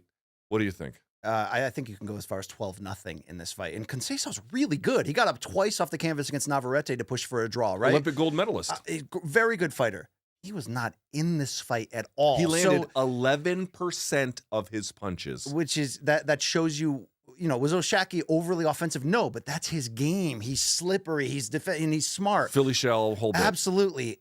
I think it comes down to this because we're getting a lot of reactions. And I think rightfully so. Like Dan Rafael's like this might be the worst I've ever seen. Now Stephen A. Smith coming out and saying like, this is a reason. This is another reason for people to turn away from boxing, and it is. But did you hear what Joe Test said on the broadcast? Like literally 5 seconds before they announced the decision. Do you remember that, Luke? Mm-mm. He brought up the championship round experience of the 3 judges, and I think this is important here. Oh yes, because they had nothing. Yes, we always say. After these happen, how do we fix this? How are we going to change the way the commissions work? We need a national commission, all this stuff. Look, I wrote this down, okay? Ron McNair was the only judge of the 3 who scored it for Foster. Only he scored it 8 rounds to 4 for Foster, which seems like a bad scorecard. Luke, he was the most veteran judge of the trio. Do you know how many championship title bouts he's officiated? 20-something? 26 only. Paul Wallace only had 10 championship fights. And the other one had 2. He scored it 115, 113 for Conceição. Tony Lundy had 2 championship fights. And I get the whole thing of like, how can you gain experience? It's the whole thing of like, I apply for a job. They say you don't have the experience. How do I get the experience without it? But this is a title fight. This is an important fight. Tony Lundy was the one who scored it 8-4 for Robson Conceição in only his 3rd title fight. Is that enough of an excuse? Is that enough of a reason for why this happened, Luke? Because commercially, it's not like, oh, they robbed this fighter. Like, look, if this had happened to Shakur in this situation in his final bout, you'd go, oh, there's probably some corruption under there to screw him over. There's no one here trying to screw over Oshaki Foster. But why are we putting not 1 or 2, 3 judges with very, very limited experience? Put 2 in there with experience and a newbie with them. Especially with a guy with tricky defense, which is going to be hard to evaluate. This fight was not hard to score at frickin' all. In fact, shout out to Mark Kriegel afterwards for pushing Conceição and being like, congratulations, great story with your daughter. But nobody here thought you won. Nobody here remotely thought you. I mean, there's not even an argument for 2 or 3 rounds. Like you had 3 rounds and it's almost like. I was being generous. Very generous. I'm not going to go down the road that this is why boxing sucks and it's broken. It is a bad look. It's a horrible look. But can these state commissions get their fucking shit together? New Jersey's typically one of the better ones. Remember that Paul Williams decision that was really bad? Arislandi Lara, yeah. They fired it. Guys, yeah. That's right. So like there has been a precedent. I want to read some numbers to you if I may, BC. Listen to these numbers from Conceição. Total punches landed per round. Ready? Round 1, 2. Round 2, 5. Round 3, 4. Round 4, 10. Okay. That one he landed a little bit more than Foster. Round 5, 7. Round 6, 4. Round 7, 7. Round 8, 5. Round 9, 7. Round 10, 7. And then he had 10 in round 11, back to 8 in round 12. This is, to me, the crucial one, though. I was trying to like really understand how the fuck could this have happened. I do have one theory that I want to posit. It's not just ineptness? You have a deeper theory? I do. Actually, I do. Total punches attempted by Foster, 435. Total punches attempted by Conceição, 701. I am reminded of an MMA fight between Diego Sanchez and Martin Kampmann. And in that fight, what you end up noticing is Diego flurries a lot and is aggressive a lot, and Kampmann's on the defense a lot, but almost all of them miss. Like, he didn't land for shit in that fight. If you're actually watching what landed, Martin Kampmann should have won that fight no problem. But actually, Diego got the nod in the end for a fight I do not think he deserved to win at all. And it was because he just efforted more. He was aggressive more. And he was hitting fucking nothing but air, but there was something to it. If you actually go and watch this fight, there's a lot of times where Conceição is trying to flurry to the body, and none of it is really landing, but he's just efforting constantly. And Foster is back, doing the shoulder rolling and whatever else he's doing. And I kind of wonder, steady round after round after round, where neither guy is landing a ton, but one is just efforting a bunch. I honestly feel like that is what like of all the stats I can show you, what's the only thing you could even look at that would help you understand it? No. It's the 701 attempts. You know what I think might support that is the most experienced judge who did score it for Foster, like I said, scored it 8 rounds to 4, which doesn't even make sense. So maybe collectively there was this feeling like Conceição was pushing the pace. I don't know, man. It was a master class. It was easy to score. But if you know Shakur Foster's backstory, it's one of those like incredible ones. Sad story. That he overcome. He was never a promoter's dream. Let's listen to the emotion of him trying to deal with this afterwards. What are you feeling right now? I don't know. I thought it was a shutout. I don't know. I had it 11-1. I mean, if that's any consolation, That's what I'm saying, man. I thought it was a shutout. I don't know, man. I thought it was easy, man. I thought it was an easy fight. I didn't get touched, but with a headbutt, like, I don't know, man. Yeah, there's a cut over his eye that was from a head clash. They robbed this kid blind, and I hate when it's to a kid like this, right, who has done nothing but overcome and needs boxing's architecture. Yes. He's never going to be the most celebrated fighter. He needs the belt system in order to make prize fighting work for him. I hate that, but I don't think this is corruption. I think it's ineptness. They got to. I honestly wonder. Again, it's just a theory or a hypothesis. I don't really have any information, but I have seen guys effort their way with bad performances into wins over quality fighters. Yes. I kind of feel like that may have been the contributing factor here. I hate it. All right, BC, with that in mind, let's turn our attention real quickly. Actually, before we do that, one thing, if I may. BC, in a world of slot reels and blackjack deals, comes the must-play event of the summer from DraftKings Casino, featuring nonstop action and an all-star cast of games, including A-listers, Loki's Luck. The summer blockbuster is one you don't want to miss. Plus, new players can get $100 instantly in casino credits with just $1 wagers, and all players get a blockbuster bonus every week. So what you're going to do right now is you're going to sign up with the code KOMBAT with a K, grab your popcorn.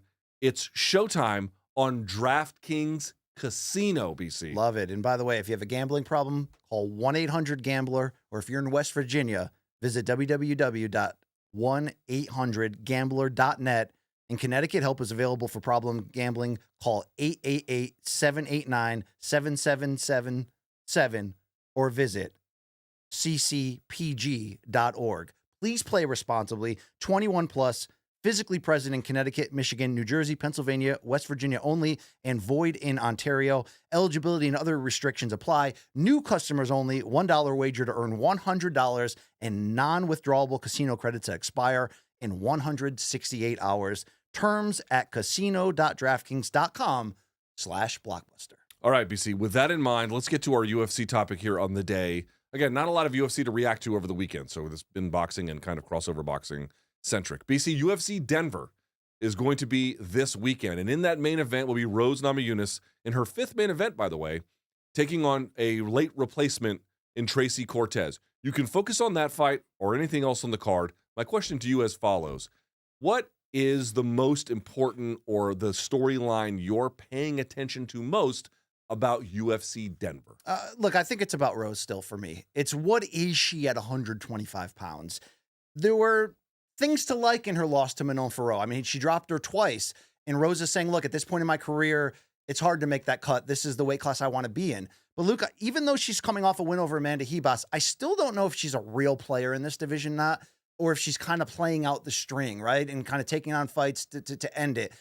It's interesting. It's an interesting crossroads battle in that the replacement opponent is Tracy Cortez, who's on this great win streak. But we really need to see how good she can be on this level. So I like this card. Luke, that's my biggest question. Is Rose still pound for pound one of the best in this game, or is the move up in weight taking some of that greatness from her? How would you describe the two-fight Rose experience at 125 pounds? Do you like what you see, or do you feel like this is kind of pushing her out slowly out of Well, the she sport? did get the win over Hebos, right? You're counting that.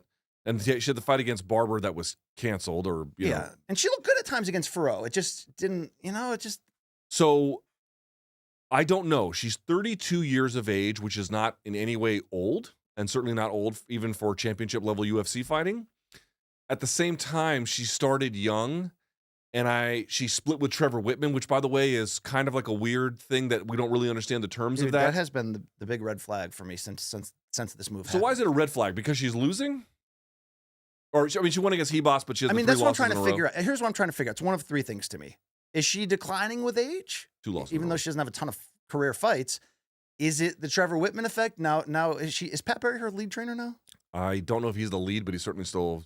I just haven't part. seen that dynamic ability. I've seen flashes again in the Faro fight, and she did beat Hebos. But look, she's always been mercurial in the sense that she can show up at any night and literally look like arguably the pound for pound greatest, strawweight in history, and then obviously can have fights like she had against Carla Esparza in their rematch. I don't really know where she is, Luke, in this. She's a big name for them. She can headline cards. She's going to be a tough opponent for anyone. But moving away from Trevor Whitman, who really seemed to understand her and bring out the best in her striking to equal that really great base she had in the grappling.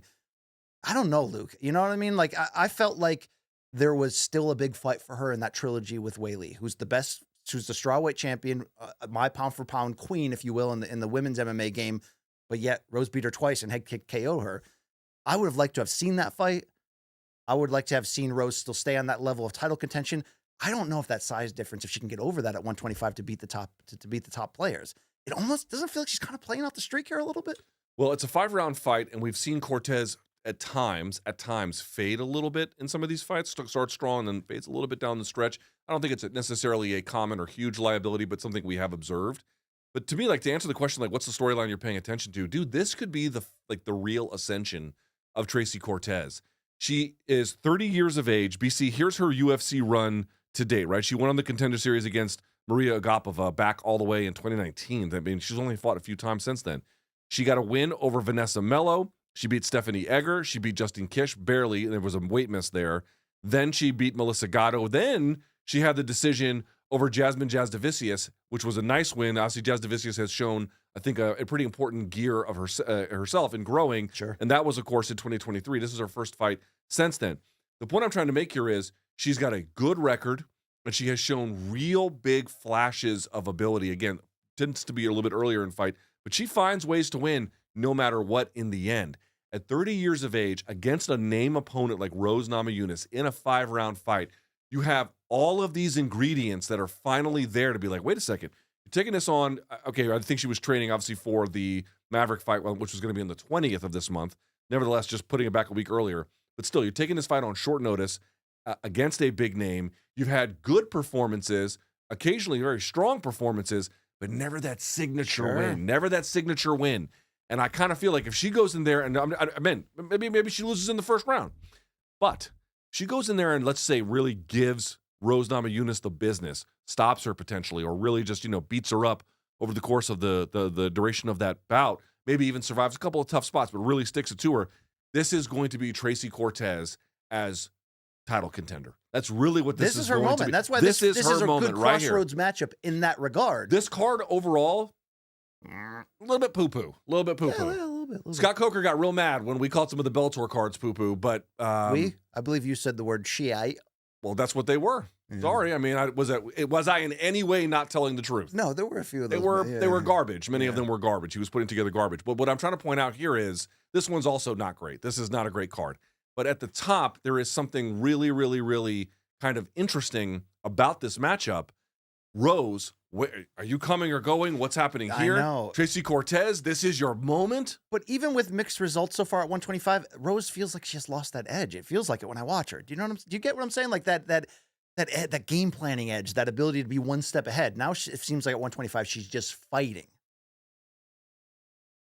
It seems like either she's on the decline or she is making changes to her game or her preparation that is yielding what seems like uncharacteristic results. I mean, it was kind of funny, right? She started out in Invicta doing flying arm bars. I know. And here she is, like, barely touching opponents at times. I didn't like the amount of damage she took in the last 2 fights.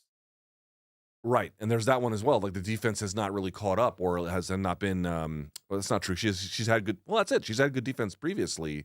Now it just seems like I can't quite tell where her game is, right? That's why it's like if Cortez wins here, that's a very, to me, a very Super daunting monster sign. win. Yeah, but it's a Super bad monster sign win. for Rose. And I mean, I don't. Oh, I see what you mean. I yeah. haven't seen, even with dropping Ferro twice, again, which I think matters in there, and I think Rose was not 100% for that fight.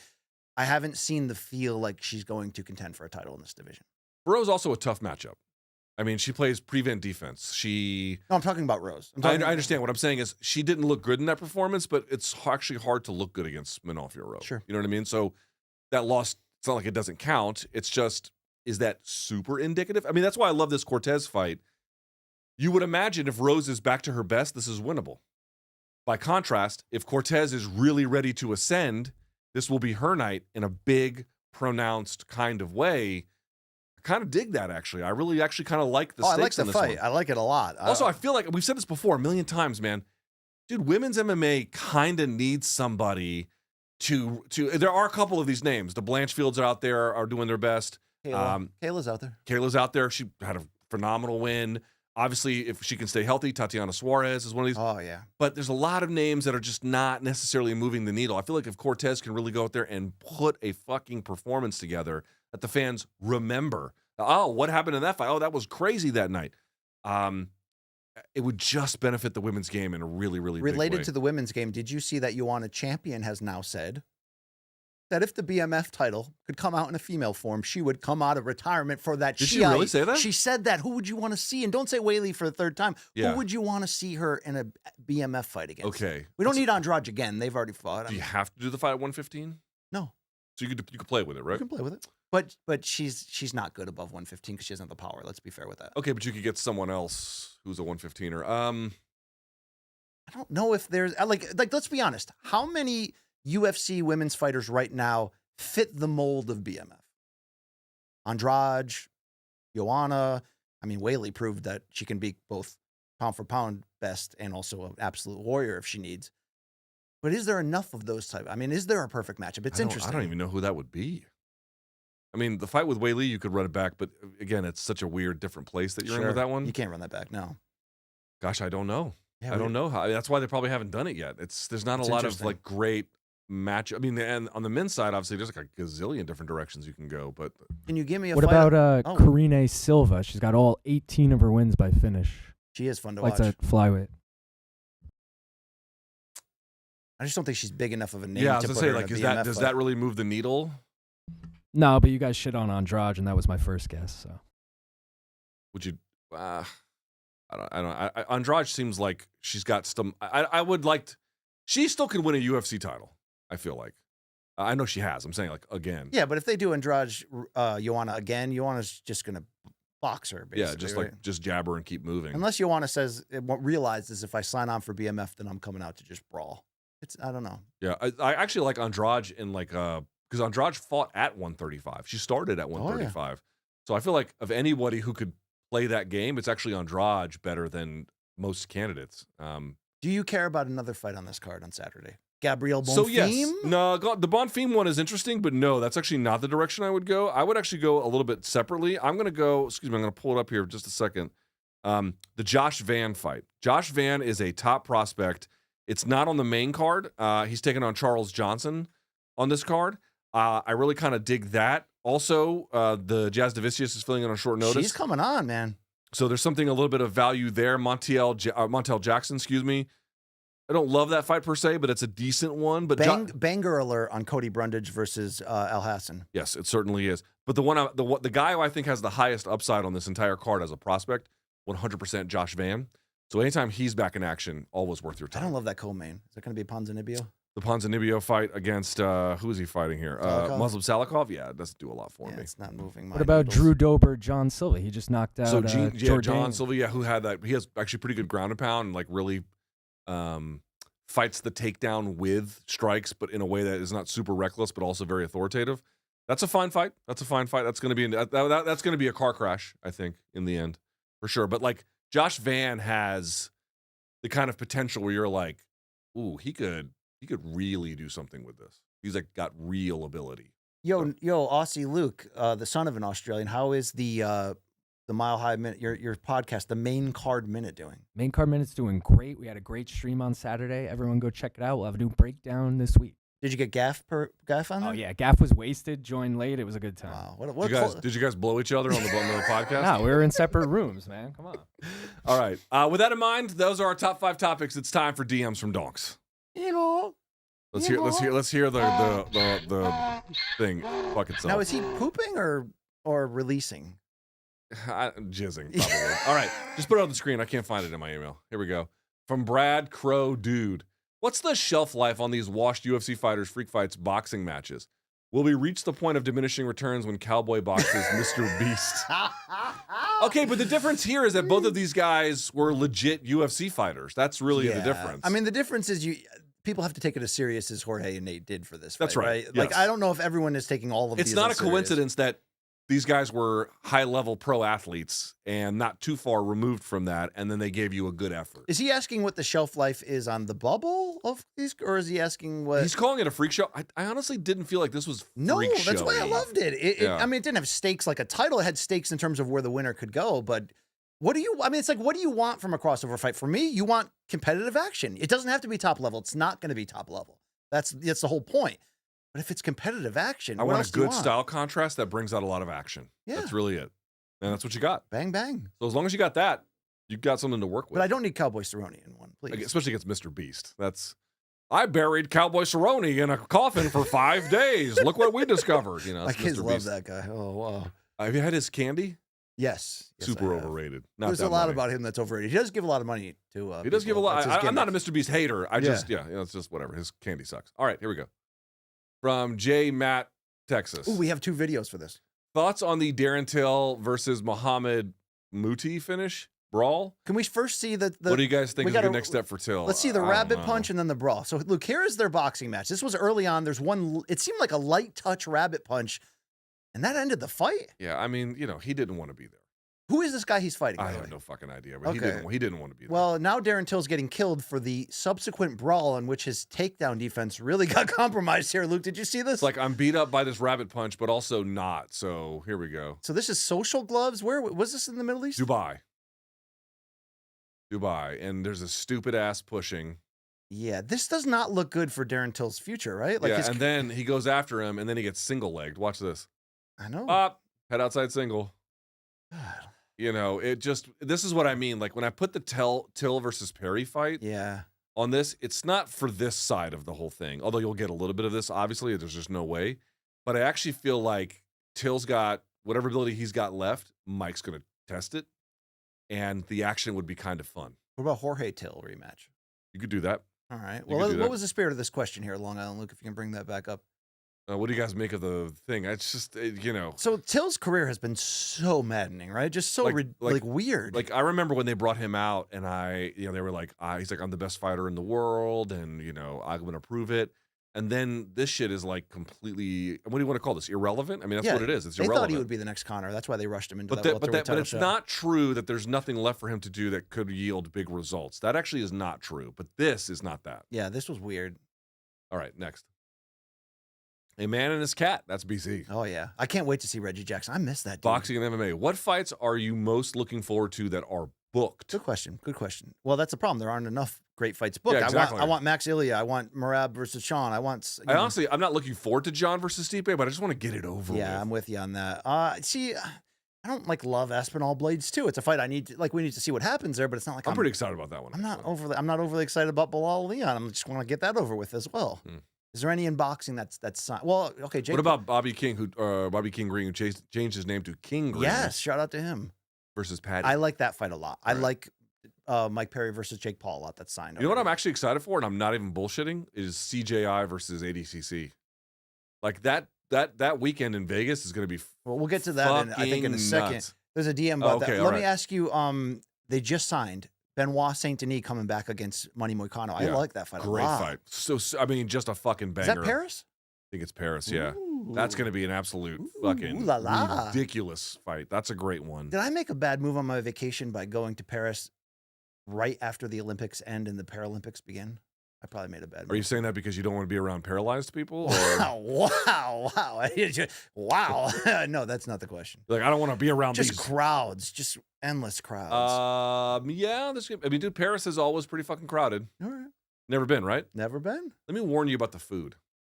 The food in Paris is very, very good, but there are so many places that trap tourists. Yeah, I can it's imagine very that. easy to eat bad Don't food. worry, my wife has watched 5,000 YouTube videos to prepare a detailed As long itinerary as you've for got this. a bit of a place to like go. But these are my people, Luke. Don't forget, I'm half French dude, Canadian. If you think the people in DC don't find you charming, wait until you see the Parisians, motherfucker. All right. Well, they're they gonna might be able to- look at you like Oh, so subhumanoid scum. They're going to be against the Lithuanian in me. That's what they're going to be against. They're going to be against everything in you. All right, How I hope about they that? like my humor. That's By what the I way, hope. they also don't like French Canadians. Like, they speak French. Oh, so they hate They don't me, give a fuck yeah. about them. Well, maybe I'll. They make. Do you know this? Like, they make fun of their accent. Then maybe I'll have more fun in that bougie factory town known as London. I love that place. London's pretty great. Yeah, it's All pretty right, great. here we go. Next. World's worst hero. That's you and That's me. me. Any idea when Brian will be an in-ring interviewer again? I absolutely loved him in that role, and I truly believe he has a real future doing Thank that you. long term. Why did you get your kids to send in DMs? I know. Seriously, this felt like a planned drop. Thank you for that. I hope again soon. Anything on the horizon? Nothing too big, right? A couple small things on the horizon. Nothing too big. at Nothing the like moment. this. Nothing like that. But maybe the phone will start ringing again. Hey, I'm I'm ready, willing, and able, and this is what I love to do. So let's bang. How was the pay for this gig? really good? It was good. I mean, we're Showtime good? Let's be honest. Oh, that's pretty good. I'm at a Showtime. The death of Showtime killed a lot of people financially, right? Oh my God, dude. The death of Showtime has fucked up my life. It's changed the pay structure I'm willing to accept, right? Yeah. As we're getting back on board. Heck, I was delivering pizzas for DoorDash just a It's couple like, months listen, ago. I got to suck a couple dicks. I will say it was very good on Saturday. It was Good. a very good payday. So thank you. That's Thank you it. very Shouts much. to Fan Mio for taking No, I care of you. hope again soon. I love that role. But what I do love, I'll do that role every day of the week. But I love the being commentary. a role. commentary Yeah, color. yeah. And I like color a lot. I think if you ask me what's my goal long term, I'm starting to wonder if play-by-play is my long term. Yeah. I would love to be on an analyst desk somewhere. I just don't think it's ever I gonna would happen. love play-by-play. I would. You like that one? I didn't Yeah. think it was me, but I'm starting to realize I might. I don't feel like I'm very good at the commentary. I feel like the analyst stuff I could Yes, do. you're good at the commentary, but you crush analysts. Yeah. But yeah, we'll see. Right now, again, the death of Showtime has just fucking put a dagger in my heart. All right. What do we got next? Anything else? Oh, here we go. From Flannels and Jits. Will you have a watch party for... Oh, there we go. So when is that again? So August 16th and 17th, right? And it's 3 days for ADCC. It's 2 days. I I'll think, be on for CJ. vacation during that stretch. So I will probably do something for it. Yeah, I will probably do Will something. you put your hand in Luke Rockhold's pants like Craig Jones? The oil wrestling, the Turkish oil wrestling Yeah. that they were doing? No, I'm not that hard up for All him. right. But is that it? Is that all our questions? All right, very good. All right. BC, let's see your feces, so buddy. I scoured the globe last night at the airport hotel. By the way, is there any worse hotels than airport hotels? It's I mean, the only thing worse is where murders occur. Like your Econo lodges. I wasn't an NEW jurors, so I was close enough, right? Yeah. Okay, here we go. I scoured the globe. You know what we're doing here. This is called Have You Seen This Shit?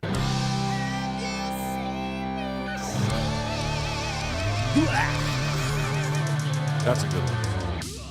So somebody recorded that and sent that in for us, right? That's a fan. That's a fan who did that, He's yeah. the best fan. Remember that guy Damo that sent us in that song at the end of our second documentary, that Ricky Martin song? Yes.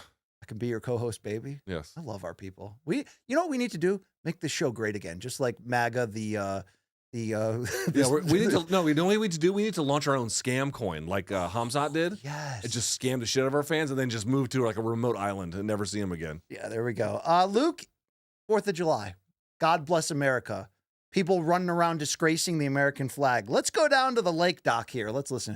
Hey, Ginger Cove! God bless America! God bless What a patriot this kid is. God bless America! Absolutely what he deserves for his flag desecration. Fuck this nerd. Look, he loves this country. Come on. I don't understand. Here's what I don't get. And I tweeted about this, and I got a lot of pushback from morons, which it's a routine experience that I have on social media. The flag code, which is not law, nor am I suggesting it be law. And by the way, people are like, it's for the military. No, it's not. It's for civilians. It's for the entire population. That is not true. People being like, leave people alone. They're just having fun. And I'm like, okay, I get that. Like, we're not, like, no one's going to come arrest you for it. Right, No, I have an NWO shirt with flag sleeves. Luke, leave me alone. Does it have the N-word on it? Like Hulk Hogan? No. The point I'm trying to make is, how is dressing obnoxiously patriotism, but honoring the etiquette of the people who died for the flag is not patriotism? It's old person shit. Well, that's what I actually don't understand. How is dressing like a pro wrestler on Halloween patriotism, flag etiquette, and honoring the flag? That's just something that's irrelevant bullshit. Here, the answer is people don't know what the flag code is, and so forth. They think it's irrelevant, and they want to have obnoxious, loud patriotism. That's not patriotism. To me, the flag code. That's you making patriotism all about yourself. To me, the flag code means don't burn the flag, don't destroy the flag. That's part of it. Don't put the flag with an obnoxious thing that doesn't belong on it, like a dick sucking logo or something. Like, I mean, but like Luke, this is fine. The kids just love in America. I understand. I just want to be clear. It's not patriotism. It's not. It's just you trying to make yourself look good and have fun in a wacky way, which is fine. July 4th should be fun. Sounds like you're describing that Pat Tillman joke I tried to get off that time. I mean, that's just it just honoring blows a my fallen mind hero. that people think dressing up like a pro wrestler is patriotism, but flag etiquette is not. Do you think Showtime Legal remembers that situation? Oh, I bet they do, motherfucker. That was a saga and a half. All right. Are 4th of July parades a thing? Not where I come from. It's in D.C. It is. All right, let's watch this parade. Look at this lady honoring America on those stilts. Luke, red, white, and blue. She about to... You know what? I'm surprised the wings didn't keep her up. Yeah. They didn't well, work. it wouldn't be 4th of July without some firework injuries. Let's watch this one. Oh, man, look at that. Oh, shit. Oh, inside the car. Oh, my God. Oh, my God. Terry, put it in reverse, Terry. Oh, dude, that's gotta hurt, right? Dude, that your ears. I bet your ears are gonna be ringing for a while with that. All right. Hey, how about some elder abuse time? And speaking of 4th of July parades, did you see 80-year-old Danny Trejo? So he's in this parade car. He got hit with a water balloon. He got hit with a water balloon, and he came out looking to provide a receipt.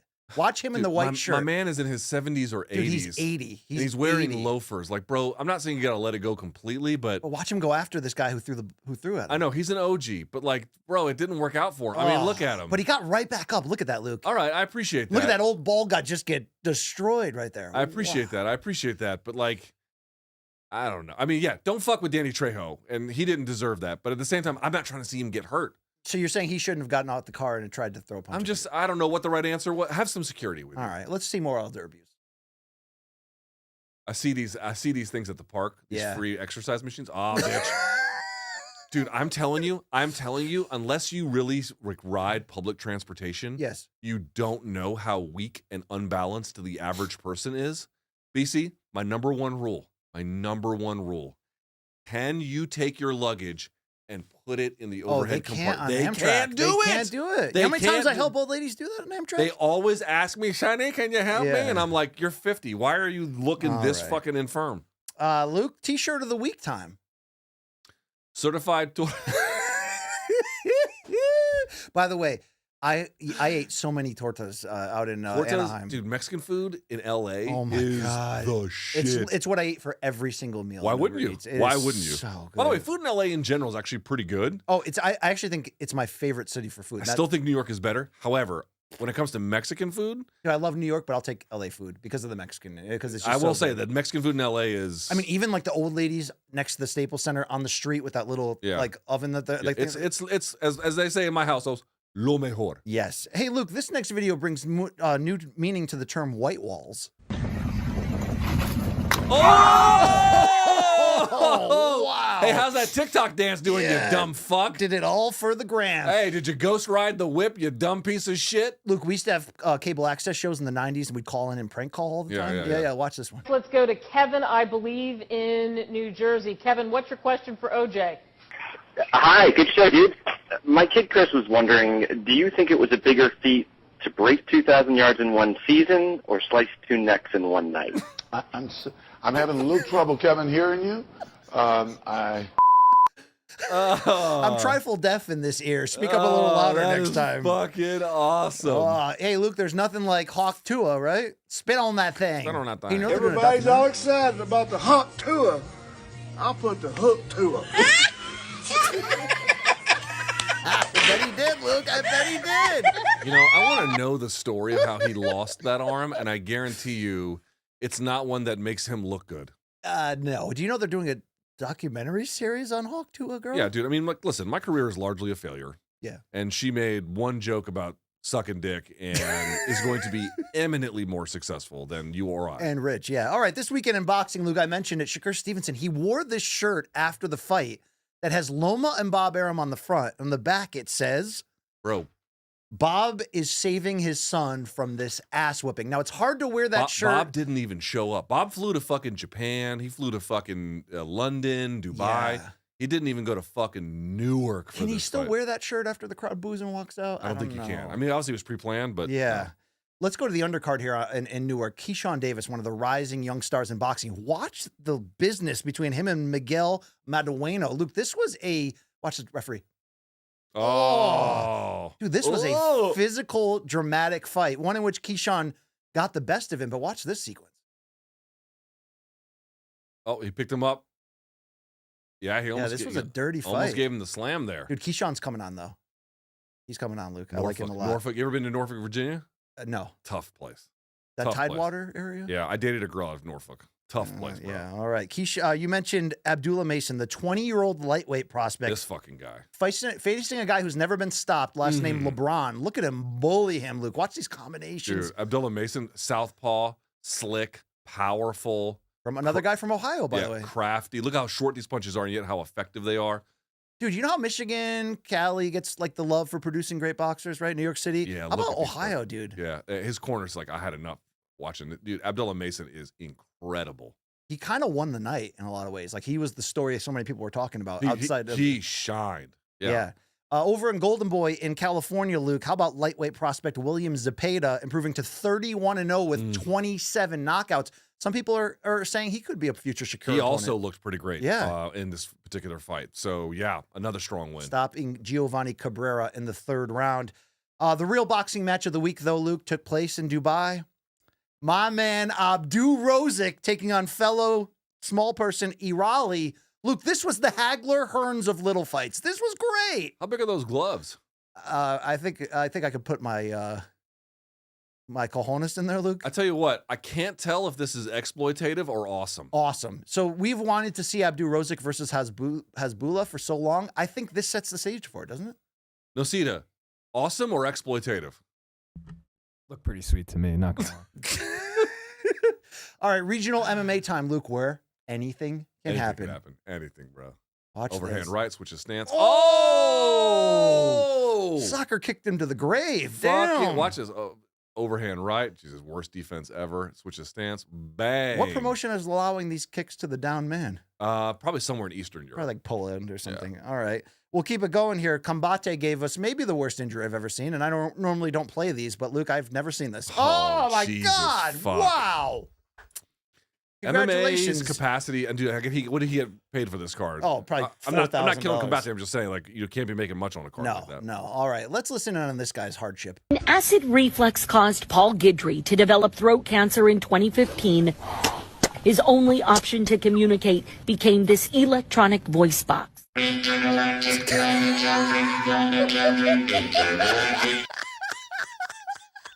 To be fair, you sent me that one. You rarely send me those, but that was so good. A friend sent that to me, and I was like, this is fucked up, but I'd be lying if I said I didn't laugh. Let's go over to Craig Jones. Him and Luke Rockhold oiling up here, Luke. Yeah, that's a little much for me. Did they touch pipe? I don't know. Are you okay? Even if it's ironic, I mean, it's still...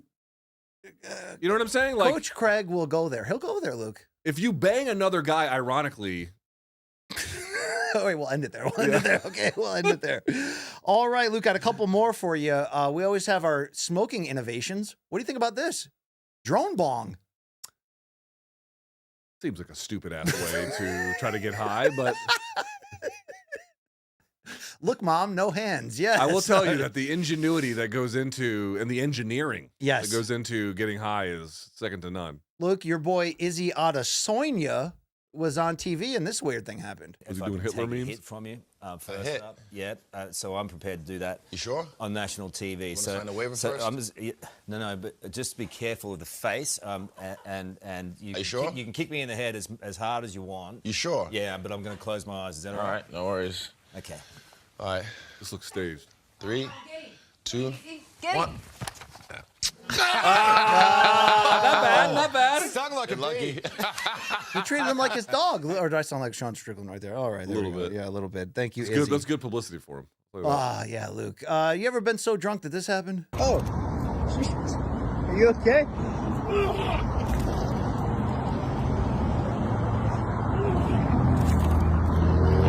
All right, that'll stop traffic. Wow. That's what day drinking will do to you. Yeah, let's put him behind the wheel of the car. Does he look like Mikey Mormel? Wait, Mikey, is that you? We used to work with that guy. I just said that back here. I said that guy looks like Fucking Mikey catching strays. All right, Poor bastard. let me set up my final one, Luke. Do you remember we used to have that place called the Bomb Shelter in Jersey City? I sure do. Malka Studios? Yeah. You ever wonder what it looks like now? No, I've never. Look at this picture that was taken 2 weeks ago inside our old break kitchen They got a room. motherfucking pigeon in there. This is the break room next to it. Yeah. Your thoughts? We had a good run. Do you ever want to go back there and just like defecate on the floor? I definitely want us to have our own dedicated space, not so much to defecate on. You guy goes to Newark train station one time. He's like, I'm trying to shit on the floor. That's the shit of the week. I got to pee my pants. That's Luke, a pretty all right? good one. Hey, let's remind everybody, you can follow us on social. There we are, Morning Kombat at all the different places. Hey, listen, guys, we know there wasn't a lot of UFC talk. There's not a lot of UFC topics. Yeah, why don't we tell those guys to make big fights? And by the way, New York Times feature on Power Slap. Yeah, I sent it to you. It's the doctors in there don't seem to love it.